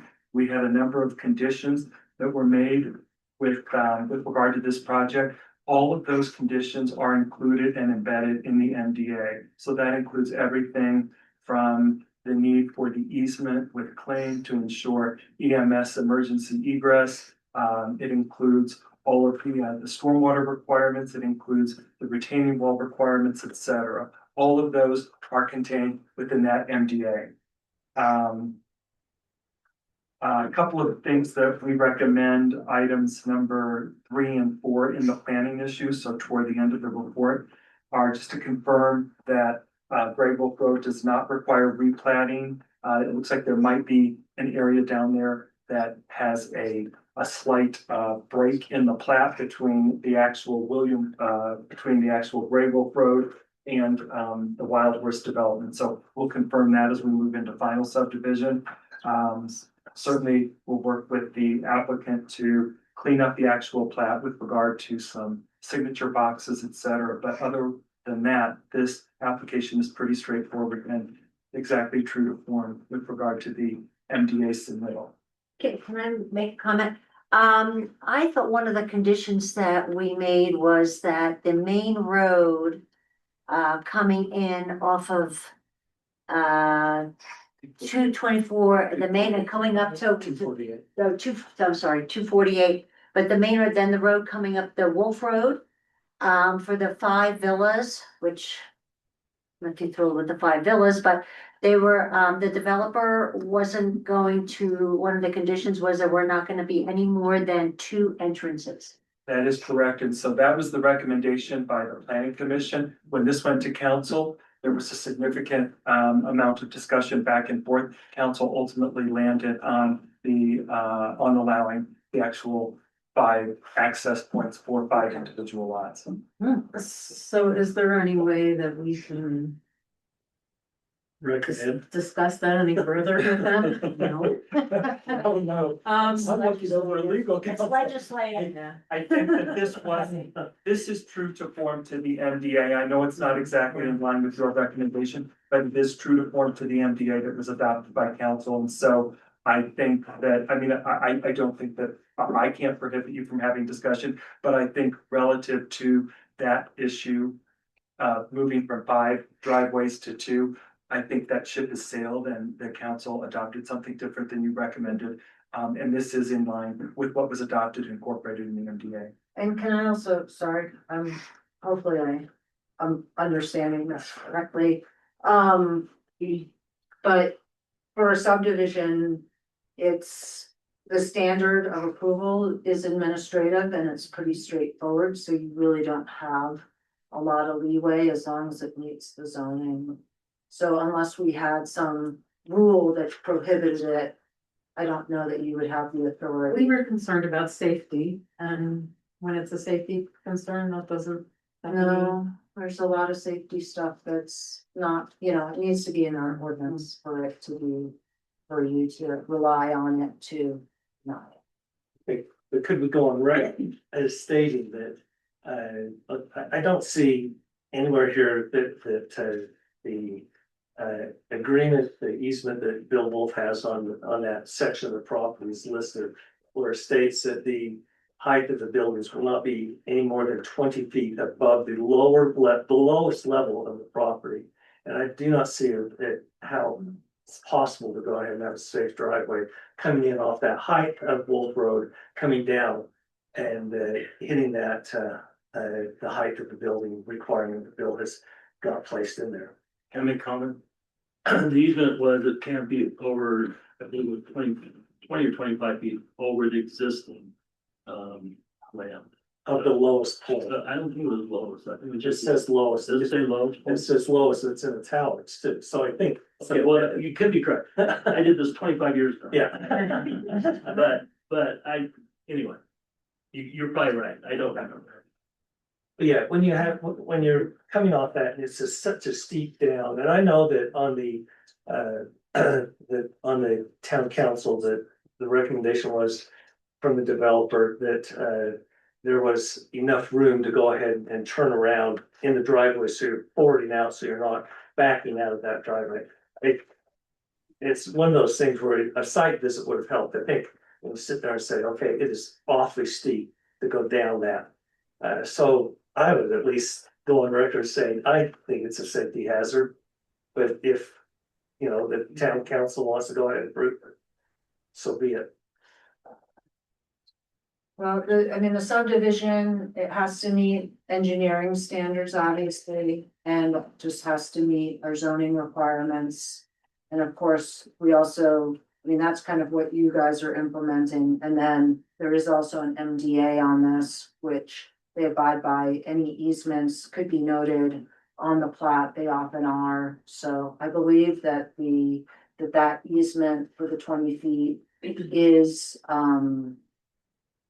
already noted in the MDA. In addition, there's issue with the claim with the easement there. Been working through that issue. And that has to be, so they're not gonna be able to record the subdivision plat until I think that's resolved. That easement issue has to be addressed prior to recordation, that's right. With regard to the, I know that the easement has been recorded as well. We would recommend making a plat note on the subdivision with regard to the 20-foot limitation, just to ensure that all parties are aware. And it would be in relation to the easement, because that's not a code thing, it's just an easement that's there. So if, for example, Mr. Wolf wanted to vacate that easement, he could do that. Good. Or whatever they work out. I have another question too in that same area where on 2A where it says developer shall, 2B. If permitted by the utility service provider, the developer remove the lock hole on the Bill's power is currently hooked up to. So does Bill have to pay then for this power to go from the house underground to that area? Or is the developer going to go ahead and pay for that? We had that discussion at the MDA time during the Yeah. timeline, didn't we? I remember discussing. I think there was building rest with the developer of this property. Okay. To get that corrected and get the undergrounding to Mr. Wolf's property. This house. Yeah. Okay. Thank you for that, though. Don't just cut it off.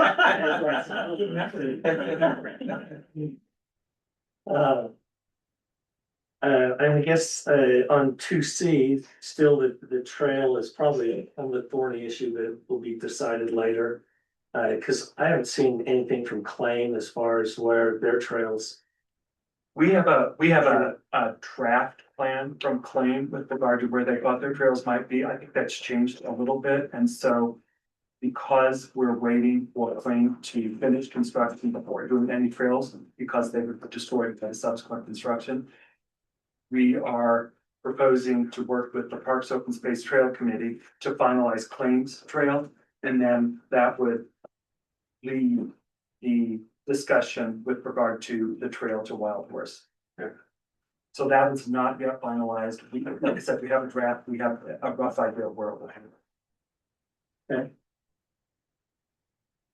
Can I keep going? Yeah. Okay, more questions.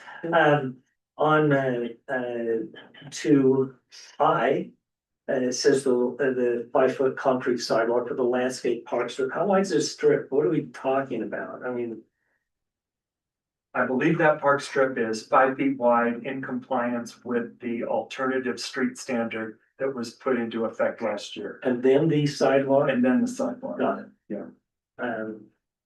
Okay. Let's see here. Oh, the snow storage.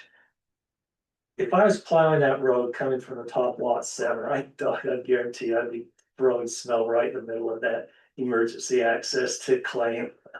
Coming down that road. Is there a way to go ahead and bring that up? Is it, the snow storage, that entranceway, that emergency egress or whatever has to be kept clear and cannot be used for snow storage. We can probably put that in as a plat note. That's a good point. So what he's talking about, Maria, could you scroll down to the actual subdivision? That might help everybody understand this. Just so I'm clear, I think what you're saying is. If you go to this will be a little hard for you guys to see. I apologize. If you're at the top of the development and you're coming down here, this area here is the emergency access easement into Claim for the commercial development. That's a requirement by the Wasatch Fire Department. And so I think what you're saying is if you are clearing snow, you might be tempted to push it here. Oh, I'd be tempted. Logically, you would be tempted to push it there. So I think that we can put a plat note and ensure that that's a no snow storage area. And we will work with the applicant to define exactly where snow storage is on the site as well. Okay.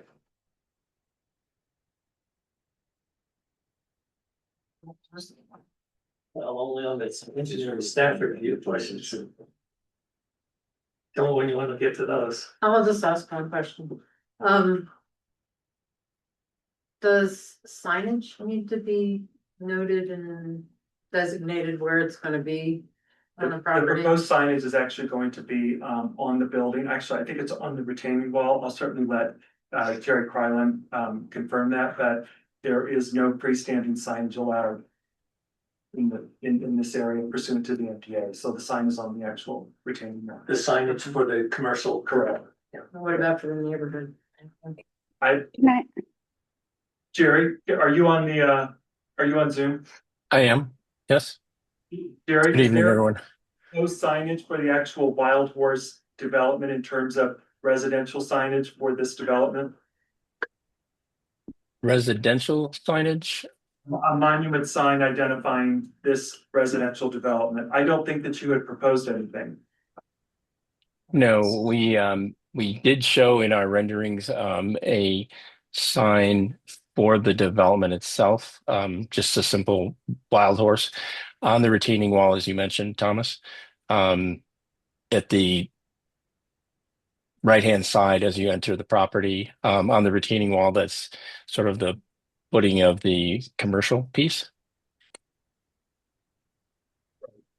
And as far as on 248 itself, would that just be UDOT that has to do that, or? I don't know. Or like a commercial development sign? Oh, or like street sign? a slow down commercial ahead kind of thing, or, you know? That would have to be coordinated with UDOT if it were on 248. But no private signage outside of what is being proposed on the retaining wall, the actual building, the structure is proposed or allowed. Can I ask another question? Sure. So the public space that's being proposed, right? The public what? I'm sorry. The open space, Open right? space. Open Is space. that, yes, open space. Is that private or is that open to residents of Hideout or the general public? What is the designation of open space? I can let Jerry confirm that, but our understanding is that that's private open space, part of that HOA, but we'll have a trail that does connect over to the claim. And That is that public, the trail? that be open to the public, but the open space, as I understand it, would be part of the HOA private. Jerry, do you want That's to right. confirm? That's correct. Yep, that's correct.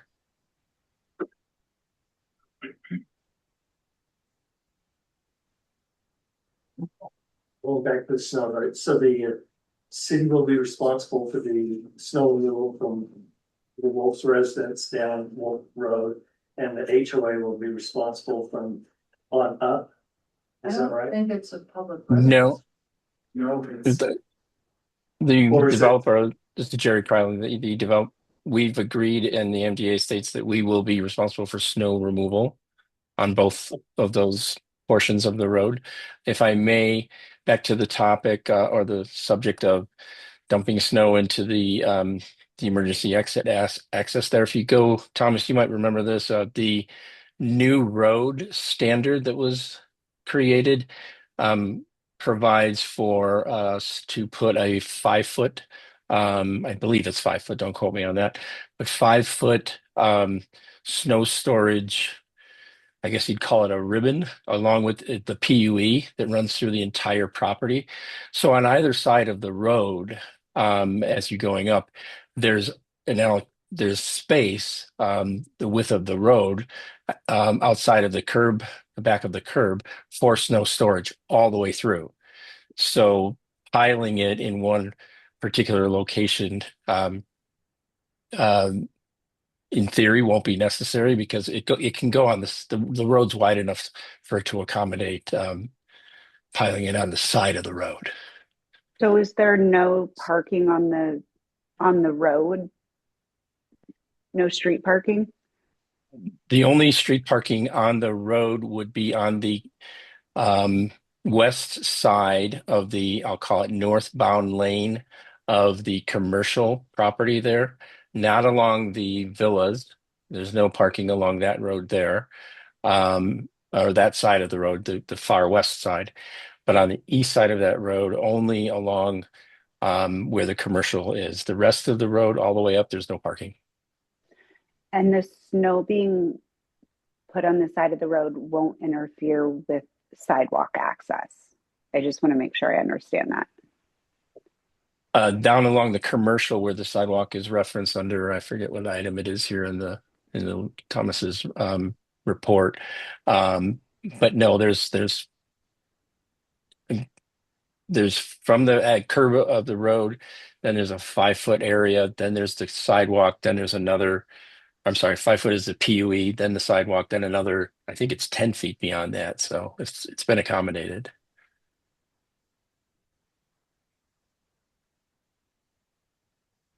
What about the decomposed granite trail within the residential area? That won't be impacted by snow removal either. Winter. Number I just want to confirm that with snow, we're not losing the safe passage for pedestrians. So that area also has the 5-foot PUE, which is essentially expressed as a 5-foot park strip. In theory, that is where the snow would be plowed to. Could it go over beyond 5 feet into the decomposed granite area? It could, but I think that the intent was that that would be maintained as a safe passageway. So can we ensure that that will be maintained as a safe passageway?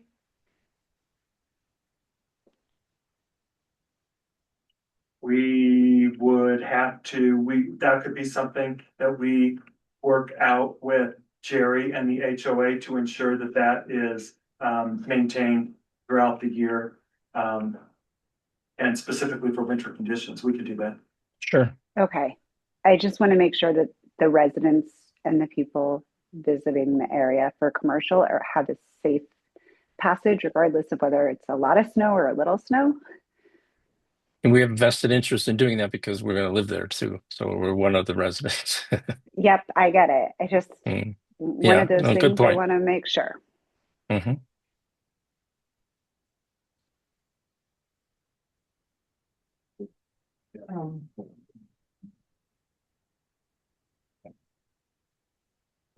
We could look at even putting that on as a flat note as well. We'll look at that in final subdivision. Okay, perfect. Requirement for that to be plowed and for the sidewalk to be plowed in the winter, is that? Yeah. Yeah, I think that that would be part of the HOA requirement since it's all private. Right, but the commercial part's not. And then we want to make sure that remains clear for pedestrians. Yes, that will be, that'll actually have a sidewalk, part of our alternative street standard, and that sidewalk is required to be maintained for safe passage.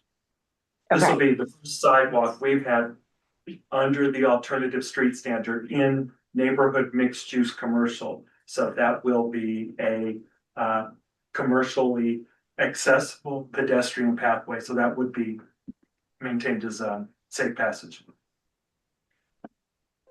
And the MDA addresses it already. So it's in there that we're responsible. The HOA is responsible for snow removal throughout. Yeah, I've got a couple questions on the engineering staff review portion. Okay, so you better make these really, really easy because I am here to convey to you that unfortunately Dennis could not be here tonight. He had a family commitment that he had to attend to take care of. He and I walked through his report. He wanted me to make sure that I conveyed to you that he had no major concerns with regard to this proposal. Okay, But I will try to answer if possible, and if I can't, I'm going to say I can't. Put your engineering hat on. Okay, It's no good. Okay, is lot one gonna be okay? Oh, no way. Dennis, Okay. I will say this, that Dennis and I discussed this a lot, especially when we were walking through this with you, the planning commissioners, in August and September. And again, in October and November, when we were working through this with the council. Gordon, believe it or not, felt that Gordon, even at the time, this was during the transition from Gordon to Dennis. At the time, Gordon even said a small house can fit there and still, I work within the stormwater retention basin area, et cetera. No. Okay. And Maybe lot eight. Dennis generally. Not lot eight, I mean lot one, where it says The huge one. 3, 4, and 5, Oh, all I'm the sorry. runoff go from 3, 4, and 5 going to lot one. That's the question. It's on civil plans, number 5, Yeah, lot if one. that was solved. Oh, I was thinking of lot eight, you're asking about lot one. Cause you've got the drainage for lots 3, 4, and 5. I mean, I shouldn't say the drainage, I should say the runoff, is the slope of the mountain goes down that into lot one. I would think that Dennis, I mean, it's too bad Dennis isn't here because he Yeah. could speak to it a lot better, but I would think that it would have to be engineered to make it so that It's buildable. it's buildable and what if an easement or something like that needs to be put on to lot one for that storm drain. then, And or if that it seems needs like to, that could be a and or if it requirement. needs to be piped to the stormwater facility that will be located on A, that would have to be looked at and accounted for. If that's required, Dennis will certainly take that into account. Okay, then Yeah. the next, this is a really easy question. What's speed limit? Is it 20? Is that gonna be in the neighborhood? Is it 20 miles an hour coming down? I don't, just give me 1 second. Yeah, I don't remember actually what the town, don't we have a standard for the The town, standard is 20. so.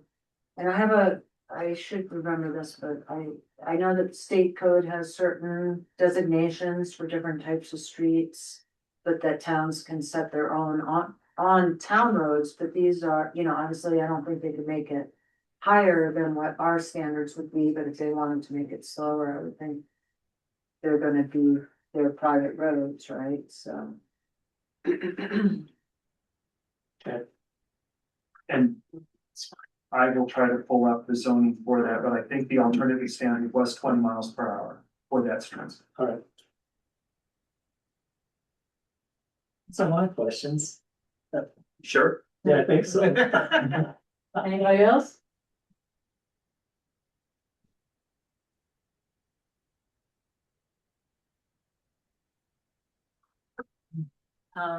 Guess are we ready to open it up to public comment? Anyone? Anyone here have any questions?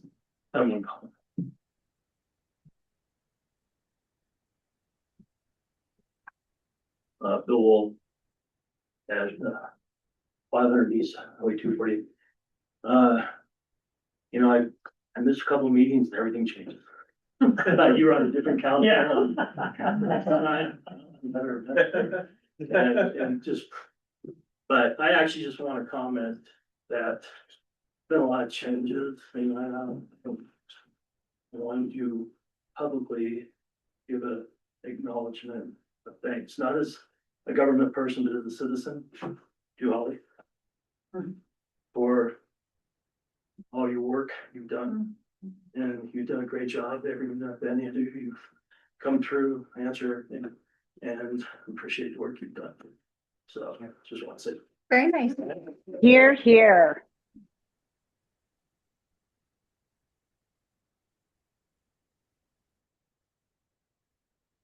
Any other comments? Anyone online? Oh, yes. Mr. Brian Cooper. Let's see. I'm sorry.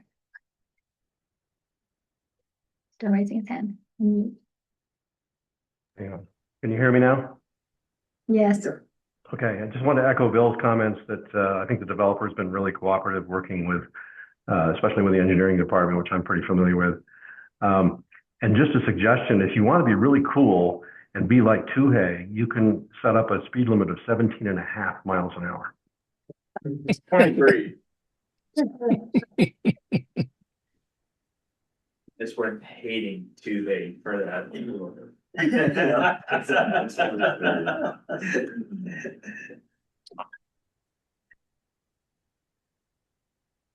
Anything else?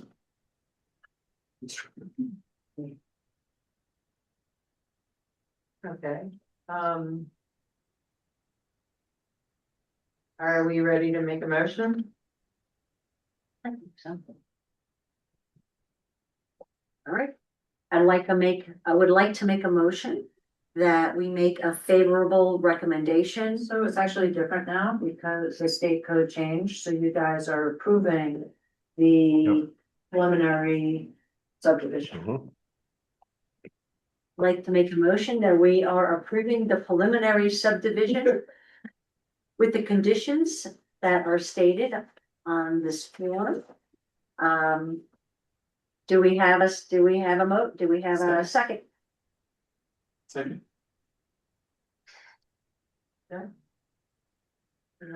So, little motion, you have a second, so then. Judy? Yes. Chase? Yes. Brad? Yes. Donna? Yes. Yes. Steve? Kat? Yes. And I'm a yes. So it's unanimous. Congratulations, guys. Absolutely. Okay, so now we'll move on to number 2, which is a review. Thank you. The possible Commission. action by the planning commission You're regarding welcome. Deer Springs Phase 3. Preliminary subdivision.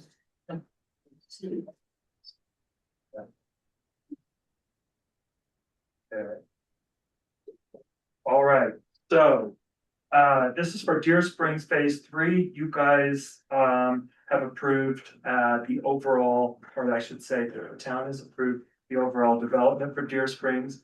The overall development includes 8 to 9 phases, depending how the final 2 are actually divided.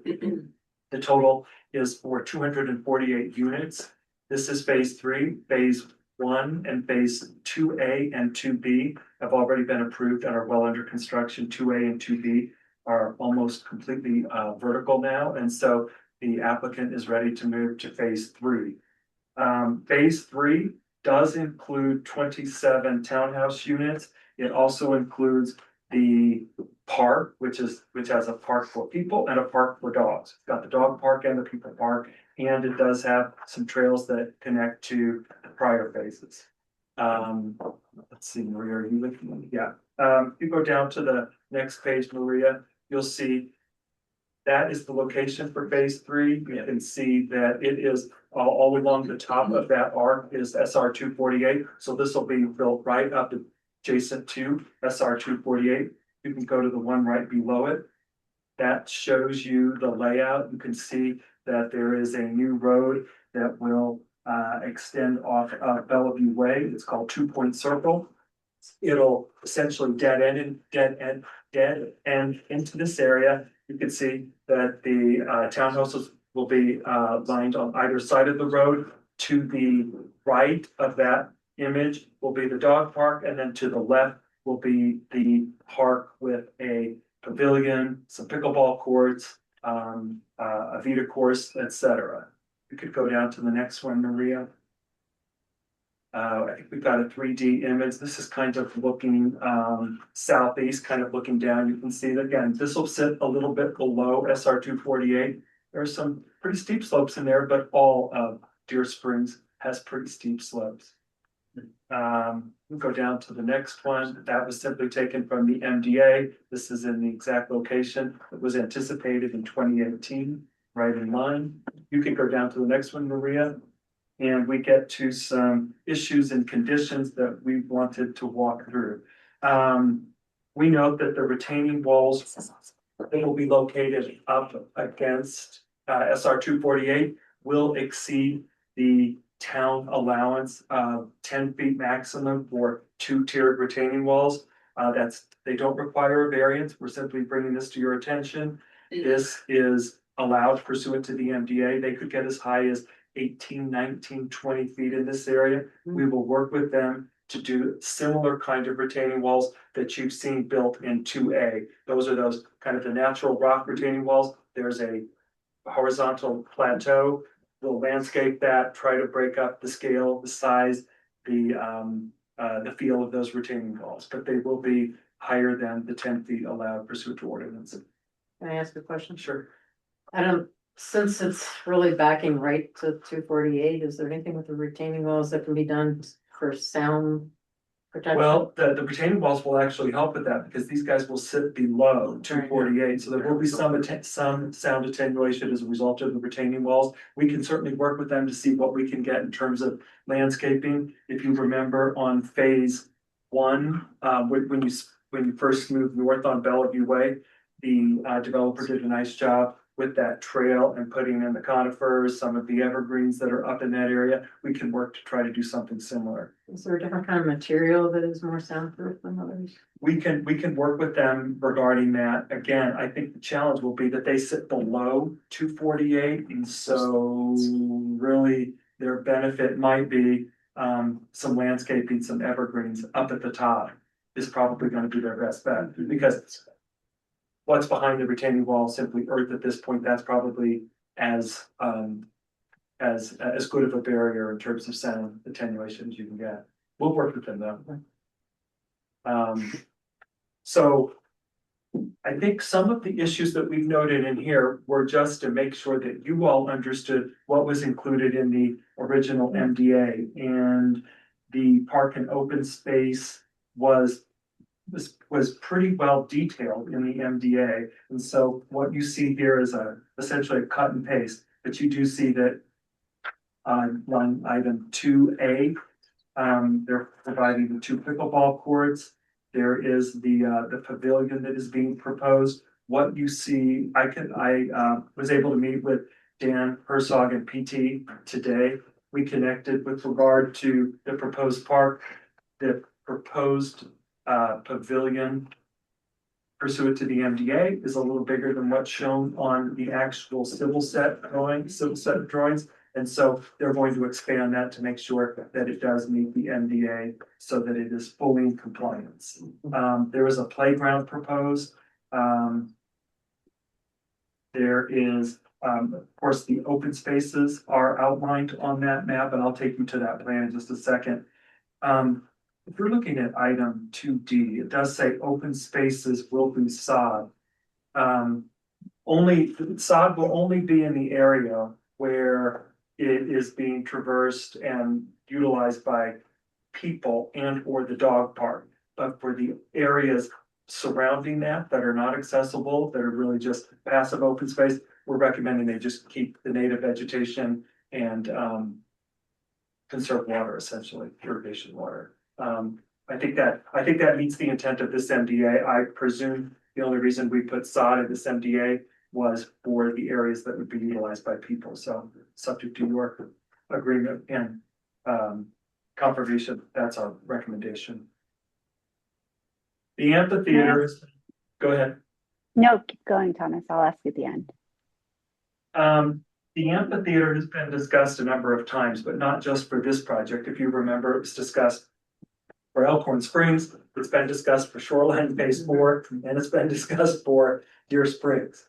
So when Elkhorn Springs came in, if you remember, there was a discussion about putting an amphitheater up there early on. You remember where that like Frisbee golf park is, and then kind of that open space. There was a discussion of maybe doing something big there with an amphitheater. Ultimately, everybody said, no, we don't need an amphitheater up there. We've got one proposed for Shoreline Phase 4 that was always a part of the shoreline development. And we noted that there was one that was proposed in Deer Springs that nobody thought was a terribly good idea. Planning Commission had this discussion, individuals around the community had the discussion, and council had the discussion. So ultimately, there was a general recommendation that one amphitheater is probably enough. And then we have the park and the plaza up at Elkhorn Springs as a gathering place, right?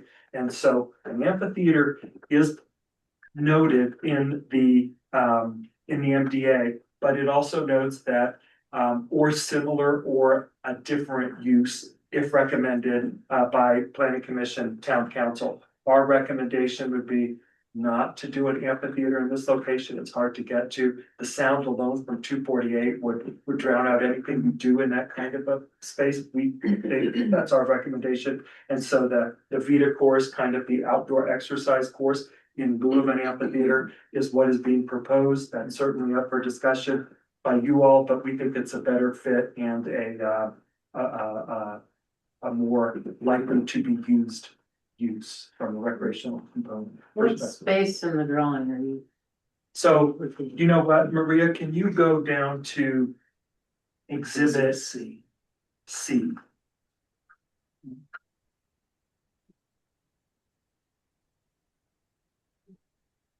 And I apologize to those online because you can't see that. Keep going down further. C. Keep going. You're an A, keep going one. C is two more. landscaping. I think it should be the park, right? Yeah, this is the park area right here. So can you go up just a little higher? Or no, I'm sorry, go down. Right there. Can you guys see that okay? Or can you see that on your screens? Okay, so so this is the cul-de-sac is right here. You drive into this parking area. This area here, where you see these 4 tables, will probably become 6 tables, a slightly bigger pavilion. And the area kind of that like crescent shaped area, that is the actual playground. And then the beaded course kind of goes around the edge up to the pickleball courts. It's kind of this area here that would have outdoor exercise equipment. Those little like Pull-up bars. out pouches. Yeah, exactly. Yeah. And then the area over here, there is some landscaping proposed. There will be some retaining walls in this location, but this area would be native grasses. This area around the pickleball courts between the parking lot and the pickleball courts is sodded for use by residents. So what area is this side? Well, the Just the pickleball one is that says- adequate wind screening, because there were some Yeah, other, there were some other courts, below in Shoreline where people say they're unplayable because of the wind. And we have quite a bit of wind. Okay, we do have PT online. And maybe Dan is online and I will let them answer that. Right now, what is being proposed is just, I think a chain link fence around those. But if it needs to be something more durable in terms of protecting players from wind, we can work with them on that. PT, are you listening? Or Dan? Yeah, I'm here. Yeah. Oh, there you are. I think, Thomas mentioned earlier too, that we're below 248. Then you see that planting that's above in that image. I think we're gonna have a lot of wind block here. I mean, we can't attest for what I think it's a good thing you're bringing up. If for some reason, we've had that issue in a few other communities where we talk about wind. If a barrier was need to be put up, I mean, we've used that screening before on those chain link fences. I mean, obviously no one loves that, but I mean, it's the best way to keep them secure. And I really feel like it's probably not going to be a problem on this one. But if something was to arise, we could look at that through the HOA type of stuff and see if we needed to put some screening up on them. But you're going to be below about 2 retaining walls at those pickleball courts. Plus you have all that planting along at the edge of 248. I think you're going to have some pretty good wind block there. I have a question. Is this one, how many parking spaces are there? I don't have an exact count, but I think right now I'm looking at about at least 20, I would say. I mean, we could count those individually. Okay, but this is representative of the number that you intend to build. 100%. This is our full landscape plan as we propose to build that park. Okay, and then my other question is, are the pickleball courts, the dog park, the pavilion, are those all public or are those all private to the HOA? I believe it's all public. All this is gonna be accessible. So this will be accessible, the way the MDA reads is, yes, this is built by the developer. This will be accessible to the public at large. And the developer has an option to negotiate with the city council whether they want to dedicate it to the town and make it a public park, or if the town says, no, the developer keeps it, but it's still open to the public. And so who pays to maintain it? It depends on who it belongs to. Yeah. Is That was part of that MDA agreement. I'm pretty sure it reads that the HOA maintains the park. But it's open to the public. Correct. So I know we haven't gotten it to me yet, but I would like to see maybe if we could put a couple parking spaces over by the dog park, because I noticed that there wasn't any parking on that side. And it looks like at the end of that cul-de-sac, That it's is, possible to put a couple that places might right be a there. little bit tough to put parking off of that in that area due to some of the slope over there. I think that's why it is directed to the south. Okay, how about in the cul-de-sac itself, could there be some? I don't think we can park there due to fire, fire vehicle turnaround requirements. Okay. I know this area is tight. I think that also kind of plays to what you guys are talking about. Sorry, I know I wasn't asked the question, but obviously the utilization for, public access here, of course the dog park's also public access, but it's inside the community, so it's walkable, it's part of the trail system. I think that kind of makes it more used by the community, but even though it's not only community oriented. I think there was some thoughts of how that was put together when we originally put that together. I mean, obviously, that's It's the only dog park in town though. Like it's going to be used by everyone in Hideout because there is no other option.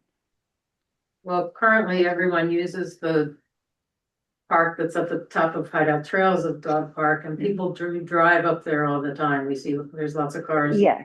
park up Yeah. there. This will be the only fenced dog park. You'll be driving to park there. And is it open 24/7? Dog park, people park? I mean, I get to pay $425 a month as a homeowner for that and then have it open 24/7? That just doesn't seem right. So, Rachel, I would suggest that, there's a portion for public hearing, just to kind of, not that we want to hear what the public has to say, but it's important to just kind of follow the process. So. Sorry, we were having open discussion from the folks online, so. She's a planning commission. Almost, I've got another question. While you've got this one exhibit up, there is an area at the end of the parking lot, if it lines up correctly, where the snow snow storage can be. Okay. Does that snow storage, as the snow melts, does it go into the stream or does it go into, or will it be directed into the storm sewer? PT, can you speak to that? I kind of roughly heard that. Are we looking at the right exhibit to go over that? And I guess I'm not picking up what we're laying down as far as where the snow storage is. I mean, obviously we've listed that on the civil plans, but Yeah, it is, hold on. Let's see where it was marked. On exhibit A, on the subdivision plat, there's on the left-hand side where it says common area A, there's a spot where the snow storage is. I'm guessing that lines up with the end of the parking lot. can we get to, I'm sorry, I can't open up my packet and beyond this, so I apologize. If we can go to that exhibit, I want to talk through it if there's a question on it. Well, I just want to know if in that snow storage area, does the melting snow drain into the creek right there? Or does it drain into the storm sewer? It's topical. So snow storage is topical. It's not meant to, it can get to storm drain, but it's meant to, dissipate over ground and then get its way through the natural drainages. It doesn't need to be cleaned like retention or detention. So it's a topical melt. I don't know if that answers your question or helps you, but it's definitely going to make its way to the drainage. Okay. So Thomas, And just along that line, it looks like it is at the very end of the parking lot. I'm kind of trying to do an overlay here, one over the other. It looks like it is at the end of the parking lot where the turnaround is. Okay. Yeah. So then how do you turn around if there's snow there? Well, it's beyond that turnaround. Just the turnaround is actually paved area. This would be just beyond it. Okay. See it right there. Speaking of snow, who's gonna plow? At the area, and I saw that there is a drainage pond that's not on any of these maps. The drainage pond is. It's at the intersection Yeah, it's at here, the intersection. but I don't see it on the map, and is that something that should be added?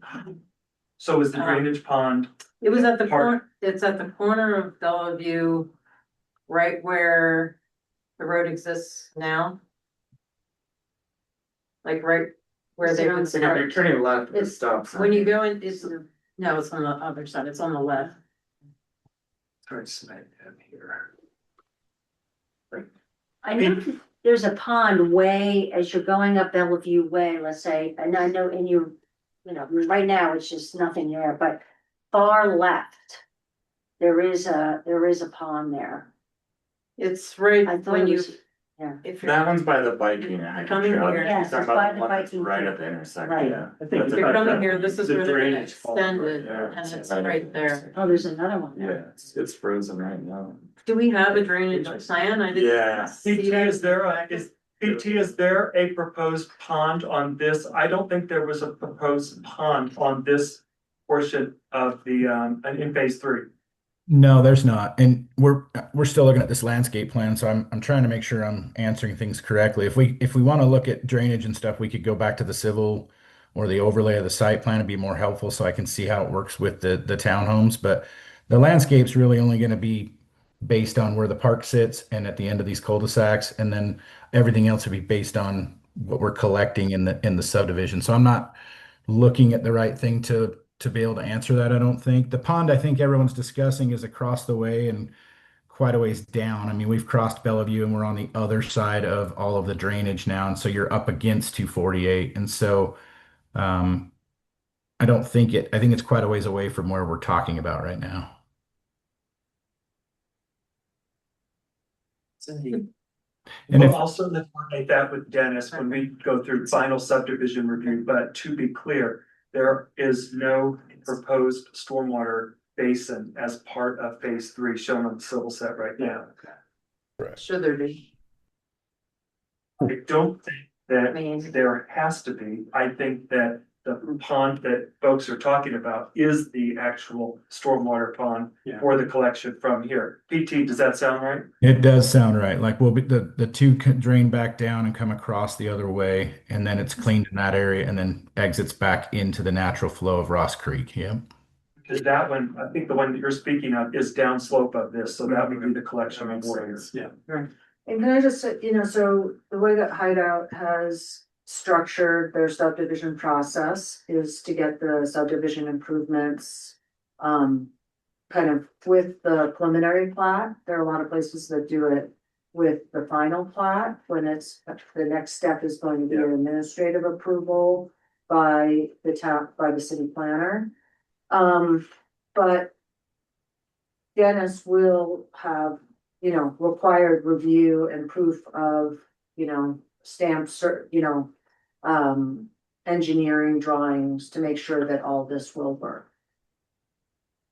But Which he obviously has reviewed at the end of his stuff, just because we submitted that all full with preliminary, just so you guys know. So we have his comments as below as well.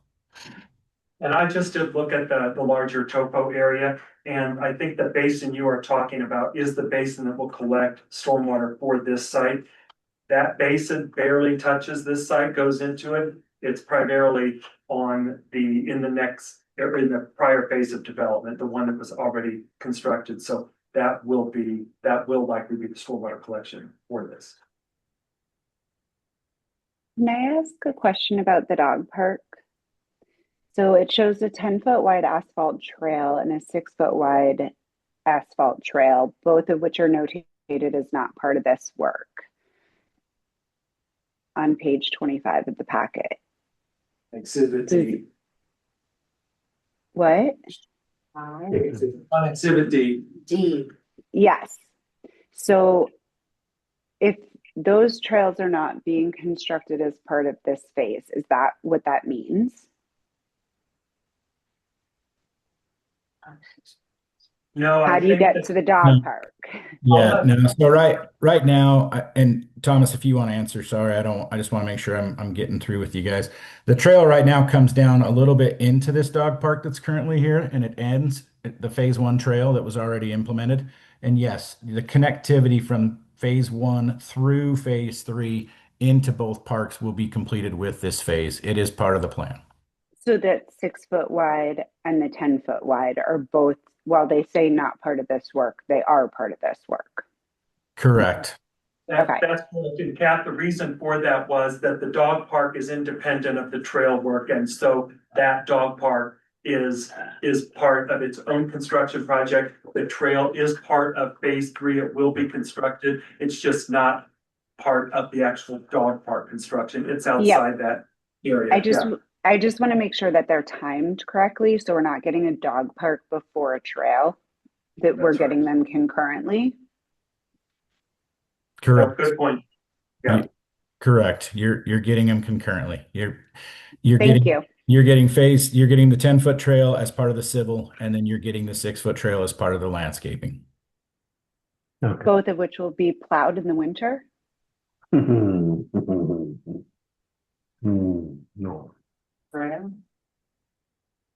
If they're public trails and they're asphalt, how else do you get to the dog park? It would be inaccessible in the winter. Snowshoe. Yeah. And especially if you can't park anywhere near it. That's. So can I ask if there's any way they can look at seeing if there's any place that could put any parking? We'll take a look at that as we move into final. We can. I think it's very tight and very steep up there, but we will take a look at it. And if we can, yeah, if we can't get parking there, can we get a commitment that those pathways will be accessible? ET as part of the HOA. I'm happy to look at it for sure. We have a lot of trails between Deerwaters, Lakeview, everything else, none of which are plowed in the But winter. this is going to the dog park, like access to the dog park. I guess a simple access from the end to get to it. I mean, we can look at that for sure. I mean, I think most of those are accessible, but yeah, they're not usually plowed. And I think somebody mentioned snowshoe. That was a little excessive. We haven't needed those this year for sure. Yes, but a couple of years ago, we certainly did. I think if we were to keep it, I mean, obviously we don't want to plow all trails and all openings. No, I'm just If we were to talking keep about just a from quick access. Yeah, I mean, just that access could be close. to the community facilities that you are building as part of this, because they're not accessible community facilities if you can't get there safely. Is there any way to expand that circle on the right to maybe allow for parking? And a turnaround? The circle by the dog park? I haven't looked at it. We could, Thomas and I could look at it as we're finishing up. We can look at it and see if that's possible. The challenge is that the trail goes right around the circle, so if you expand the circle, we might run out of room for the trail, so we'd have to really look at that. I mean, a parking lot could replace a portion of the trail.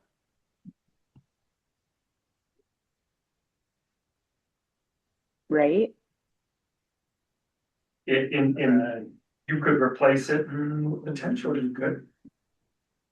With like a smaller sidewalk. Like we do the visitor parking. I mean, if we're able to slip a few parking stalls in, obviously we're not going to get a parking lot like we have for the people park and the pavilions and areas. But I mean, we can look to see if we can slip a few in between grades, in that area and see what we can come up with. Okay. Yeah. But can we get back to the safety issue of how you get there in the winter? Yeah, as far as I think, I mean, like I said, I'd be happy to look at if it's something that can be plowed from that scenario. Like I say, it's kind of unorthodox to do that and has been. Certainly could talk to the HOAs and see what that looks like. Obviously, we would want to get the peoples and the houses and all that stuff done first, but I think this is something that could maybe be done on, an interim basis. I've never done it up there, so it'd be all new. So in answer to your question, it's never been brought up, so it's not an answer that I've said no or yes to, but I think we could look at what that cost is. You got to keep in mind, this is it is an HOA community, and that's who is taking care of it. So I don't know that I want to say, yeah, for hundreds of thousands of dollars, we want to saddle the homeowners with that. I think we would look at it for sure. I mean, and they're going to want to use it too, but I think it's something we need to assess, and it could be minimal. The answer could be simply yes. I just want to make sure that I'm doing my due diligence to make sure that we're not spending. I understand. So I understand. Because it is public space, I do want to make sure that it is accessible to the public. It's public Um, access. So I think that's that's kind of what I'm coming from is remember, these aren't being taken over by Hideout. These are going to be HOA ground with public access. Um, and so but that's it's an amenity for the community. correct. And I think the community would want that access. I'm not objecting to that. I just think we need to look at it as a whole of how much 10-foot trail do we want to, do snow removal on to get to these parks. And so, yes, Yeah, I mean, it could be from the parking lot to the dog park, if there's a way to do that. Could be, I just think there needs to be some portion of it that you could get out of your car and walk into the dog park safely. And you're right, it shouldn't come above roads or driveways. Like people's exits from their houses and matters more. But if they're already shoveling driveways and sidewalks, then maybe it's not that much to add. And I think I'm thinking way beyond it too. Like, I mean, obviously the park has to be usable too. Like if we get so much snow that you can't even go in and out of the gates and the parks are full of snow and they're not usable, then, I mean, does it make sense to do that? I think there's a lot of parameters that's why I'm probably not being so open to answer that. So I apologize. If it's just moving a few inches of snow so that you could still use the park areas, I think that's definitely something we can look at. Okay. Yeah, there are people who don't like their dogs off leash. So this will provide the only enclosed dog park in Hideout. And I encourage people to use it. And so, yeah, and if we go and get the trails cleaned up and the entrances cleaned up, then obviously, whatever's left in the park, it may not be as usable, right? I mean, if you got Yeah, but dogs can run in snow. Yeah, great. As long as people can stand and not have to schlep through snow. Okay. I have one other request. Can we add some bike racks to the? Ooh, good to the one. main?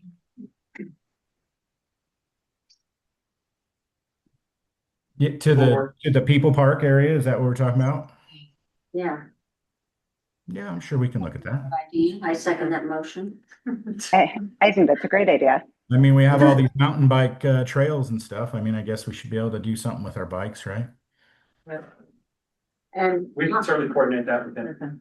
And on that note, I was looking at the playground, having 3 grandchildren myself that do not live around here, but they love swings. Is there any way to add, like, swings to add a swing portion? That shouldn't be too expensive or substitute, I don't know if that's possible. Thomas, I mean, obviously funny enough, the playground was spec'd out in the MDA of what we would be using. I haven't looked to see if that's still accessible or whatever. And I think Mike, our landscape architects laid out exactly what was spec'd. We can look at that. I mean, in the Thomas thing, we would have him approve it. And so as long as we're putting in an equal with, something along those same lines, I think we could change that equipment to The slides are great, the left side there with the like a little rock climbing thing. I think swings would be much more. I mean, I'm just going. This is like a kid boat, No, we'll work with PT on that. It's crazy how detailed the playground equipment I was know. in MDA in 2018, 2019. But I was like- But we can work with that. If that did require a council change, we can certainly, based upon your recommendation, take it to council and say, do you mind if we tweak this? We may have to do that for the amphitheater as well, because it does note that amphitheater or alternative subject to council. So we would have to take that to them as well anyway. So if it's your recommendation, if that's what you guys. I would like to approved tonight, recommend that, yes. we can take both of those forward to allow for slight revisions. If my 10-year-old was here, she'd be voting for that. Supporting swings. Yes. Okay. Swings it is, okay. Any other Comments? comments? Are there electrical lights on the gazebo? Is there electricity to the gazebo? PT, is there electricity to the gazebo? I don't know. I don't think we've looked at, we haven't been doing that to parks because parks close at dark. And so I don't know what Hideout's deal is. I mean, obviously we'll have some street lighting. We could look at that, but typically in the public eye, that's kind of a nuisance because of the ability of people to be there longer and to go into those hours when people don't really want people at the park. So we don't typically, they're usually open from dawn to dusk. So. And but I just want to comment, I really like the landscape um exhibit. I think you did a really, whoever did that did a really good job. Exhibit C with all the trees and greenery and the evergreen trees and shrubs.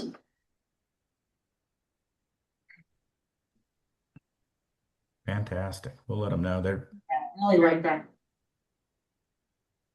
I just wanted to go through a couple of more things while we're discussing the park and some of the amenities. So we talked a little bit about the gazebo in line item, end of 2. We noted that the pavilion doesn't exactly match. We'll get that to match. We also indicated that pursuant to the MDA, the space requirement for the people park and the dog park was to be 3.5 acres.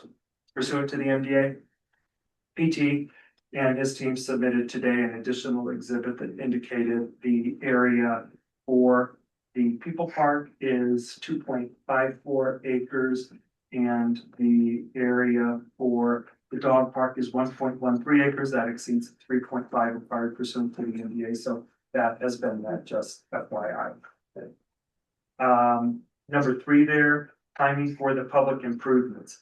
So in terms of the park improvements, the MDA requires that those park improvements be completed prior to any issuance of certificate of occupancy for phase 3. PT and his team can make that work, but it is a little bit tight. I was a little bit surprised when I saw that in the MDA that we're holding phase 3 up for all of the park improvements before a C of O. So we noted that would planning commission be okay with maybe, they could start vertical construction on the actual housing prior to getting the park completely done, maybe like 5 COs in or something like that. That would have to go to council though for approval. Well, Yeah, so changes to the MDA would have to be approved by council. My And question, have to be noticed and all that. my question would be, I guess, for PT or the developer. I mean, wouldn't it be easier though to build the outside first, the parks and the dog park and have that and then build the homes? PT and I discussed this today. That is absolutely their intent. They can make this Right. work. It's just it is a bit draconian. What if they were trying to finish the park and they couldn't get the right paint for the pickleball court and they were held up doing their vertical construction or something silly like that, right? We kind of got into the nuances of that. And that's why this was up for discussion.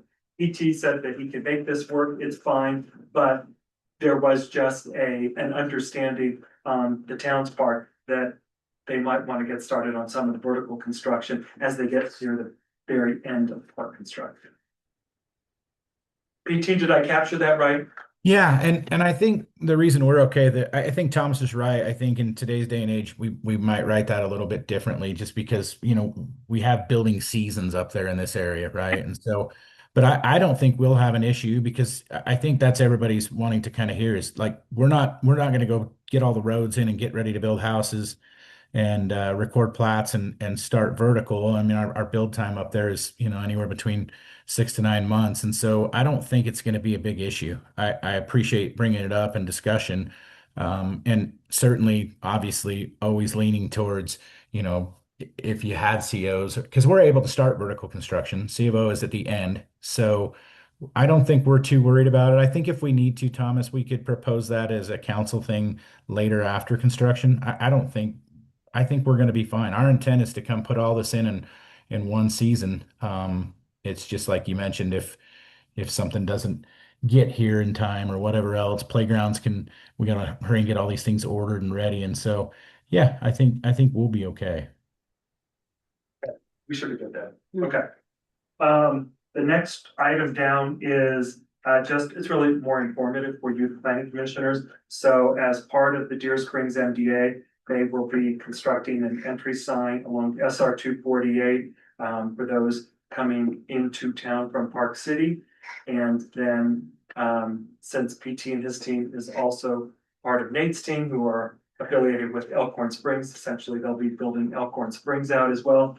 Part of that MDA required an entry sign coming into town from Camas. So both of those entry signs are being proposed for construction this summer. So we should see both of those hopefully by fall. So just FYI. As part of this MDA, there was another monument sign that was kind of proposed where Bellevue hits shoreline, right? And it was kind of almost like a monument sign that welcomed you to Hideout / maybe more importantly, welcomed you to Deer Waters and Deer Springs.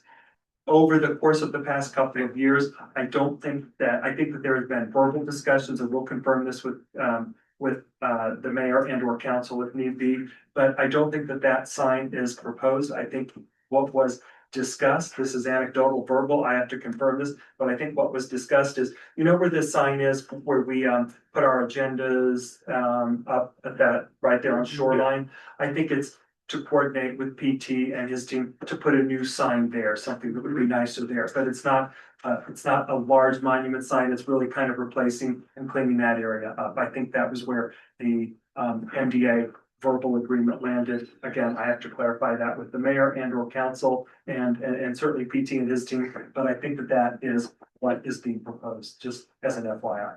If we realign the Yeah. road there though, Yeah. it seems like why do that until we know how we're. That is one of the other reasons, because they also dedicated some land to us, which is really where the sign would have gone. And so that portion of the MDA is a little bit outdated, I think. So we'll coordinate, but maybe it will be a sign down the road. If the road gets reconfigured, a sign after that, or maybe it's a sign that could be moved if the road does change. We could put our agendas and stuff up on it that looks a whole lot better than the one that's not in the best of repair. I agree. I think we really, my feeling is that we need to do something with that sign sooner than later. And whether we can move it, like you said, to the new location, putting that whole new intersection and that proposal can take, years. So, I think we need something sooner than later. Okay, and we'll work with them on that, but we wanted to make you guys aware of that Thank you. that was what was proposed. It's been slightly modified over the years. We're working with them on the landscape plans. You noted they are quality landscape plans. There may be some slight tweaks and or supplemental material. Number 5, speed radar signs. There's been some discussion, some concerns in the community about the speed through that area as you come up Ascent Drive to Jordanelle. We want to work with PT and his team to maybe either coordinate rental signs, some signs that we can rent to record speed so people understand how quickly they're going through there. Or is it permanent signs? That could be something that we finalize at final subdivision as well. PT, anything on that? I know you touched base with the mayor as well. Yeah, I think it comes up in this because we're asking for a request, right? I think obviously we've been working with them on the safety of that, as well as some of the homeowners and people living up there. And so I think something, probably rental. I don't think they want anything permanent up there. I mean, but we'll keep working on that with mayor and those around there. Trails, we just noted in number 6 that we want to ensure that the easements are clearly included and noted on the plat.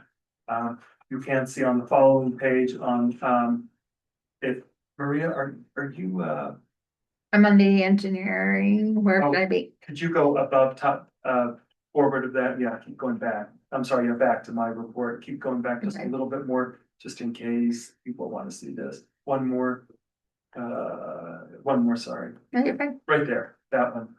go up and capture that image. There you go. It's a little bit hard to see, but trails are being proposed. Kat noted that she wanted to make sure that the trail in this particular phase will be constructed as part of this phase. They will be, you can see the colored line items are those that are already done. It's a little bit hard to see those as part of this phase. We'll clarify that as we move forward into final subdivision, but they will be completed as part of this phase and public easements noted. Will match light fixtures to those light fixtures that are part of phases 1, 2A and 2B. Road widths will be the same as they are throughout the existing Deer Springs. That's a little bit narrower than what our current code now has, but this is under the prior MDA. It will be 26 feet wide. And we'll coordinate with the applicant to clean up the actual plat and signature boxes.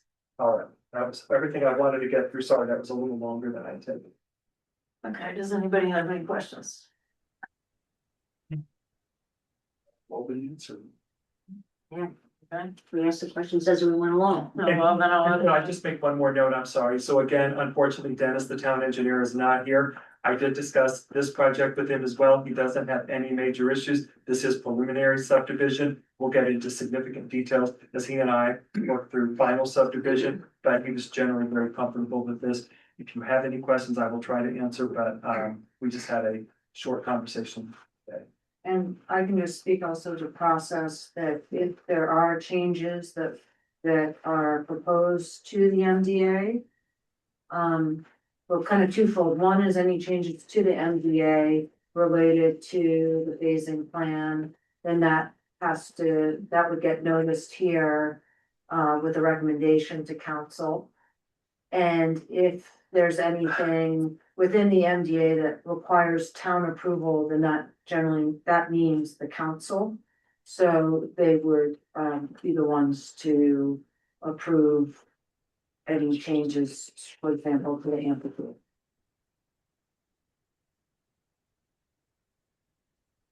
Let's open it up to public comment. State your name and address. Sure. Kevin Lothridge, 502 West Ascent. I appreciate you drove by to take a look at phase 3. And Thomas, I heard what you said. It's vertical up on 2 and 2A. It's not completed. It's not complete. Right, it's not, so I don't want anybody to think it's completed. And the amenities, as far as we're talking about, dog park, everything like that, as an owner, the HOA, which we don't control, the declarant does, PT and his team, are saying, yeah, it's all great. We don't even have a trail that we can walk our dogs on safely. We walk on the road to get to the top, which is the Jordandale Trail. As part of this whole plan, there should be safety for all the town members that live up there. And that's not been addressed. And I don't know that phase 2 and 2A will be completed before they start on phase 3. Do we know that? It doesn't have to be. I understand that. Right. But the amenities are going into phase 3 where we don't even have a way to walk safely along the road, which we've already talked about speeding.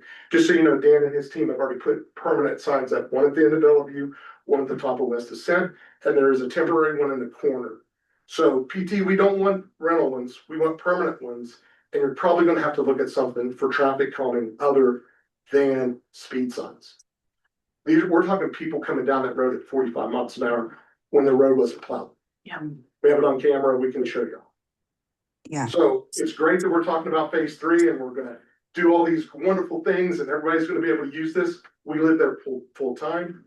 We're not seeing the service because we pay the HOA fees.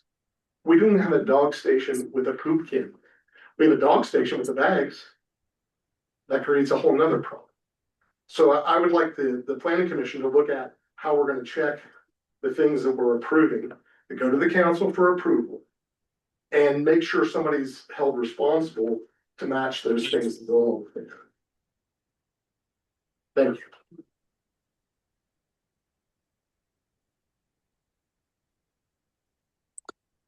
you. Holly, One Oh. HOA for the whole thing, or are they divided by? It's one HOA. It's one HOA. Holly, what is the mechanism to make sure that all items are completed in prior phases? So I think, Corbin will be looking through the MDA and the amendments and will be, you know, that usually within the MDA, there is provisions of what can happen when based on what's required. And also on the plats, if there were any notes on the plats. Okay. I mean, as somebody who lives on shoreline and dear waters, I appreciate the incredible speed and danger when we also do not have a sidewalk. So I am in full support of requesting that sidewalks or crushed granite trails be added to keep all residents safe. I think that's our job as the Planning Commission is safety first. So I support that.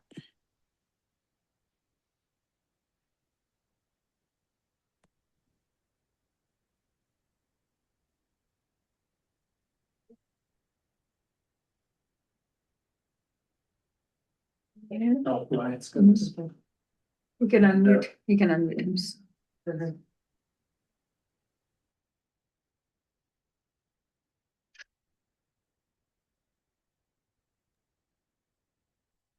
Brian, go ahead. Hi. Two comments. One, I would strongly recommend to the landscaping designers for the sod to use the relatively new hybrid Bermuda grass, which only requires watering 3 times a year and is much more resilient to drought than regular sod and requires far less water. And this is just a preview that may come up as an ordinance later this year. The second comment is to anybody that wants to participate in helping draft safety ordinances. I co-chair the Infrastructure and Public Safety Committee that was just formed, and one of our working groups that we're looking for volunteers for is for public safety, and the other one is for water conservation. So for citizens that want to get involved in actually having some impact, contact the mayor and tell them that you want to be part of one of those committees. You can get the whole list from him. There's other committees as well.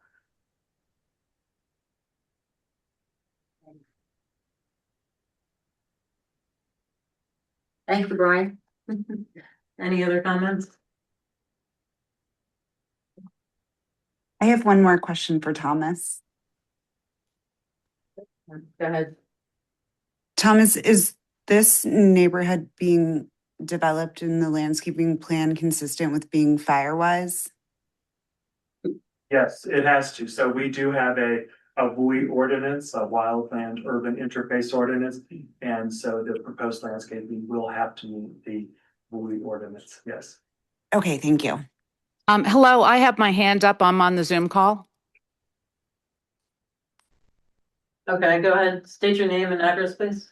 Okay, I am Laura Lothridge, 502 West Ascent. My husband already spoke. I've also got some neighbors next door who may be speaking to you about this whole landscaping plan. My comment, in addition to the many others that will be raised, is respectfully, Holmes Homes is not good stewards of the land. We have lived through filth. Their builders just, or their subcontractors leave debris all over the road. The debris flies through the nature area down below us, or the dead wood down below us. We're constantly having to ask our HOA to send out the landscape people to pick up the trash. So I just want to ensure that the commission is aware of the practices that have happened in our neighborhood, and somebody's going to keep an eye on this while phase 3 is going on. Okay, thank you. Thank you. Monica Johnson, 504 West Ascent. My apologies, I didn't realize we were not in public comment, so my bad. Two things. One, the phase is not done. There's an empty lot across from our home that's supposed to have buildings on it, has piles of dirt on it. It hasn't been completed. So I have a real concern with talking about intent to do the park while doing vertical construction when what was already approved hasn't been completed. Secondarily, the wildfire was definitely a concern that my husband and I had about being in Deer Springs and seeing that. And my third point to make is to ask the commission, can we have some clarity around if there's going to be a public dog park that is open to the entire community, which is fantastic. Can we have an understanding of who is gonna pay for that? I already pay $425 a month HOA dues, which is pretty steep. I come from Southern California, and even by Southern California standards, that's pretty steep. And they still don't plow our streets with regularity. You have to call to get, the other day we had to call to have it shoveled to the door. I had a house full of 7 guests and we couldn't walk out the front door. So I have some real concerns with what that dog park is gonna look like, what the hours of operation are, how it's going to be taken care of, and who's gonna pay for it. So I would ask that the planning commission ask that of the developer. And if it is going to be, I think I heard, who was the developer who runs the HOA, say that that park would close at dusk. But, you know, he's not there at dusk. How am I gonna know that that park is gonna close at dusk? Are there gonna be signs? Is there gonna be, you know, clear lines and expectations of the use of that dog park? And I would also be reticent to, I don't want it open 24/7. I don't want, you know, untold things going on in the evenings or dark there below my home. So it's, you know, we're there, we live there. And saying it versus actually seeing it happen are two very different things. So thank you for, you know, listening and hearing the resident concerns about that.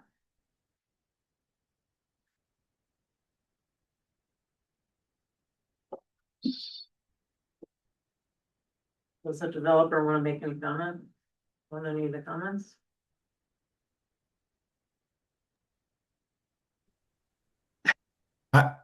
I'm happy to. I appreciate all the comments and we'll look to address those and I'll reach out to those. I've written everybody down that we've spoke with and get into those intents. I think that's a good question. And it's a question that comes up to us. You know, I mean, obviously when this MDA was created, the public use was part of that intent. And so we have to follow that ruling. But I think that's what I was bringing up when we talked about snow removal and everything else and inflicting more use on the HOA. I think it's something that we need to definitely be careful with. You know, posting rules of when the parks are open and available.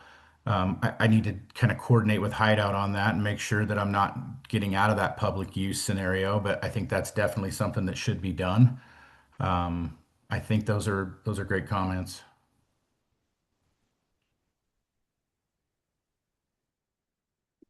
PT, there's still a lot of plastic. This is Laura. There's still a lot of plastics in the area beneath our homes in phase 2A. We've asked the HOA to have someone come out and clean up. We've asked rants, nothing gets done. I mean, we're talking months that it's been out there.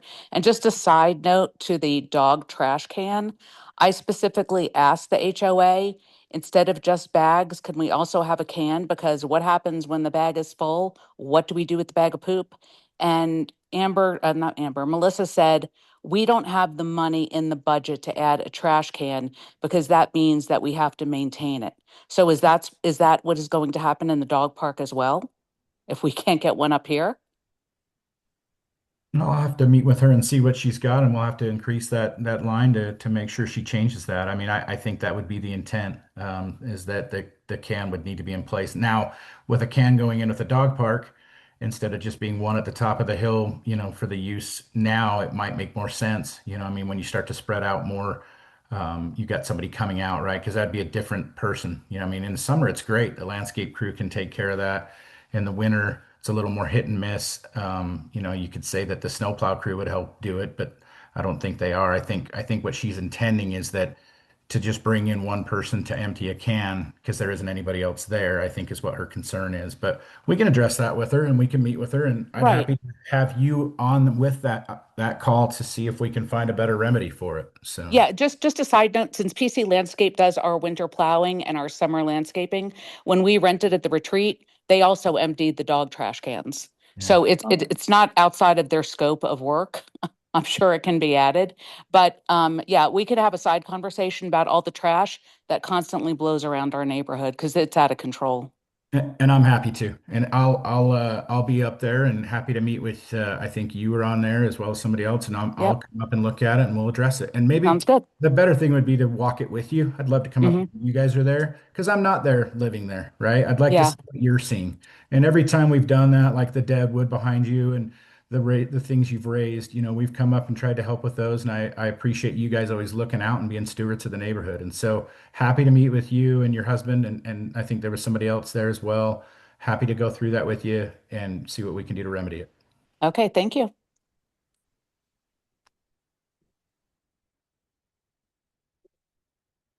Any other questions? Comments? Comments? Alright. My name is Ross Johnson and I'm a resident at 504 West Descent and part of phase 2A. I want to make sure the planning commission was aware of the landscaping that will be going in for phase 3. It's kind of been a sore subject for a lot of us in phase 2A. We've had the builder HOA come out and look at our landscaping and they've attempted multiple, like hydro seed, I think was the word for it. And it hasn't been successful. Right now our landscaping is basically dirt with maybe some mulch by the buildings. And it's not great. And my understanding right now is that this will be the same landscaping for phase 3 and, kind of echoed in the dog park. And I also want to make sure the planning commission was aware that, I believe our entire neighborhood was placed into the highest level of wildfire risk recently with House Bill 48. And that is also going to require all of us residents to pay the state, I think it's yearly dues just for being in a high risk wildfire area. One way that can be reduced is by landscaping that's fire resistant, firewise landscaping, which I know was already brought up. And we've attempted, tried to contact Melissa at our HOA. I just got an email reply that looked like it was generated by ChatGPT. So I'm just worried about the future of landscaping on our street, if that's gonna be continued into phase 3. And if that's the case, it's gonna be a big wildfire risk. We have mulch and basically dead plants right up against our homes. And with 248, it's super easy for, if a car starts a fire, the fire's just gonna run up the hill straight to us. And our current landscaping in the future, again, just isn't super safe against that. I know I've been in communication with Wildfire Committee of Hideout 2 to see what potential solutions we can explore. And I know we're, hoping to get the Wasatch Fire District to come out and inspect and see what solutions we can make. But, being homes obviously already built, it's been very hard to get homes, our HOA to, make our neighborhood kind of safer. And I think it would like up to code. I know we mentioned with phase 3 that it needs to be weed compliant, I think it was. So just making sure that our landscaping of the new phases will protect our neighborhood is something I want you guys to be aware of. Thank you. Any other public comment?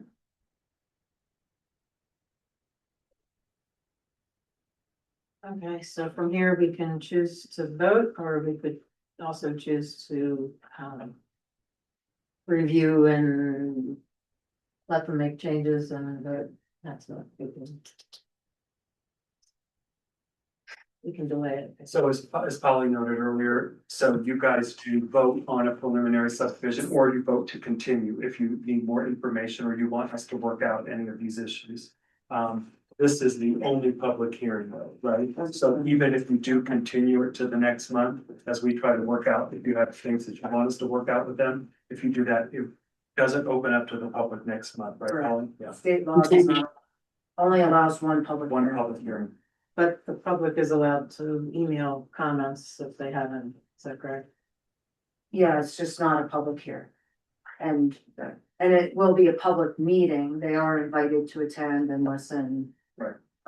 But it will not be a public hearing. If you attend, if it's continued and there's another meeting and you're a member of the public, are you allowed to comment at that meeting? Or is that, what's the difference between the No, meeting they're and not, the it's hearing? not being open for the public to comment on. So this is our only opportunity. Yes. Yeah. Yes, Oh, wow. State law. that's a new state law. Yeah. What state law is that? Sorry, it's just a question. But 10/20. and that's just effective January 1, 2026. No, it was effective at the end of 2024. At the end of 24, I think it was Senate Bill 174. It would be helpful to know, so if it's a meeting we can't comment at as members of the public, let us know that and say this is, not a hearing pursuant to whatever that law is. public comment will not be taken. I would expect that that is the case. So if you have comment or people in your neighborhood have comment, I would suggest they email Maria, email the town, right? Yeah, okay. I mean, sorry, I just found out about this within the last week, so that's why we're here tonight. Do we have a motion? Vote to continue. Any thoughts? What questions do we have? And can you make a condition, can we do favorable with conditions?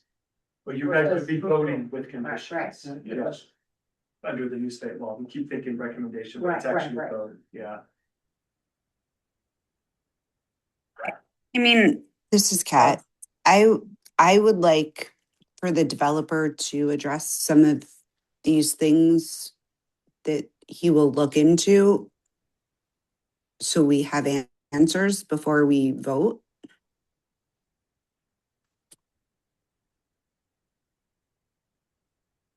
Okay, make a motion. I'll make a motion to continue the review and possible action by the Planning Commission regarding the Deer Springs Phase 3 preliminary subdivision. Let's see to the And next. that would have to be till the next meeting date. Till the which next is meeting. March 19th. Correct. March 19th. Thank you. Somebody like to second that? Second. Okay, PD? Yes. Yes. Yes. Yes. Yes. Okay, Yes. I'll say this also. Okay, so we're continuing that to the next month. All right, the next item is the general plan work session.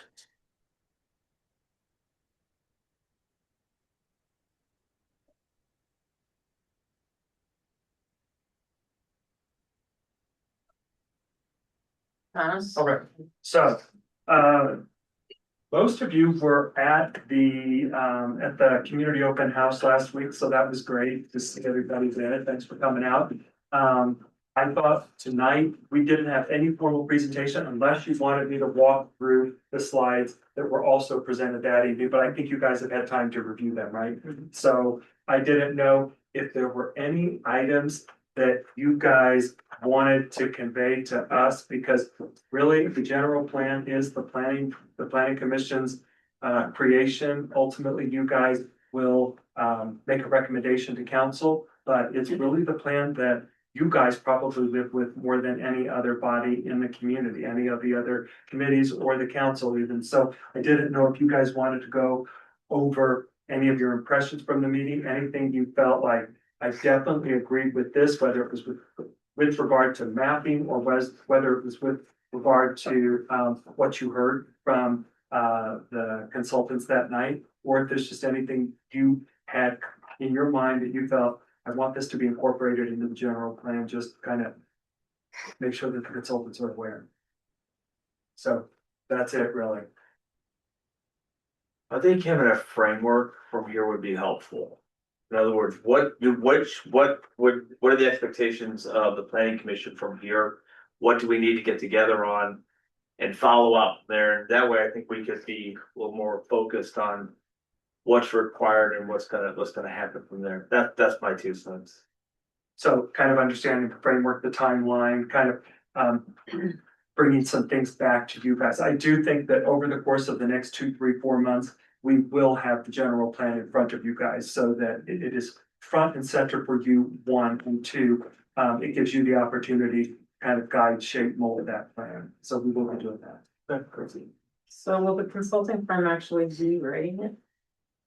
They will be writing the document and then presenting drafts for your review and revision. Yeah. Good. Reasonable name. Thomas, I have a question about the slides. So I know we had talked when we did our internal workshop, right, about the responses and how they correlated to full-time or part-time resident or not a resident. And I know they showed the slide with the responses, but they didn't break out then the priorities Okay. and the responses by, so for everybody who said daily, weekly, monthly to use the Jordanelle, how many of those were full-time, part-time? So we can really understand the answers and who is weighing in. Yeah, that's a good question. I think the participants who were in person, I think we, no, it was all online, wasn't it? It was all online. Yeah, it So was we- all online and they have a slide that says, are you a full-time or part-time resident? So they have the We can break data. that out. We can break that out. I was thinking there was a portion that was in-house and a portion that was online survey, but it was all online. So I can ask them to separate that, to segregate full-time, part-time, out of town. Yeah, so for like in one word or phrase, what do you like best about living in or visiting Hideout? Like I would like to see the answers for people who live here and the people who are part-time or non-residents. We They can may do not that. be the same. Yeah. Yeah, So for all of those things, I just like to kind of see them broken out further. okay. I will ask them that. Thank you.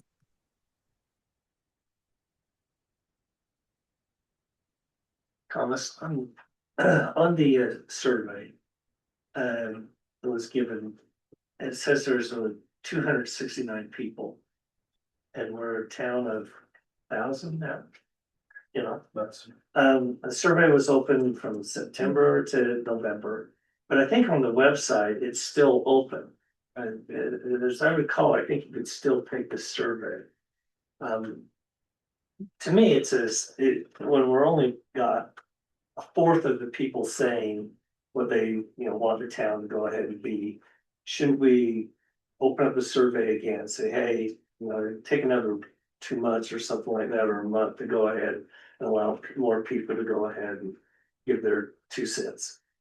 I think that's probably not a bad idea, so I would say this, I would do it sooner than later and stop it sooner than later, so we have the input to start building on it, right? I will say, if we do that, we could maybe do an email blast out of city hall, out of town hall to say, hey, if you didn't take it, please just. Yeah. Take a few minutes and give it one more shot. I think that would be good.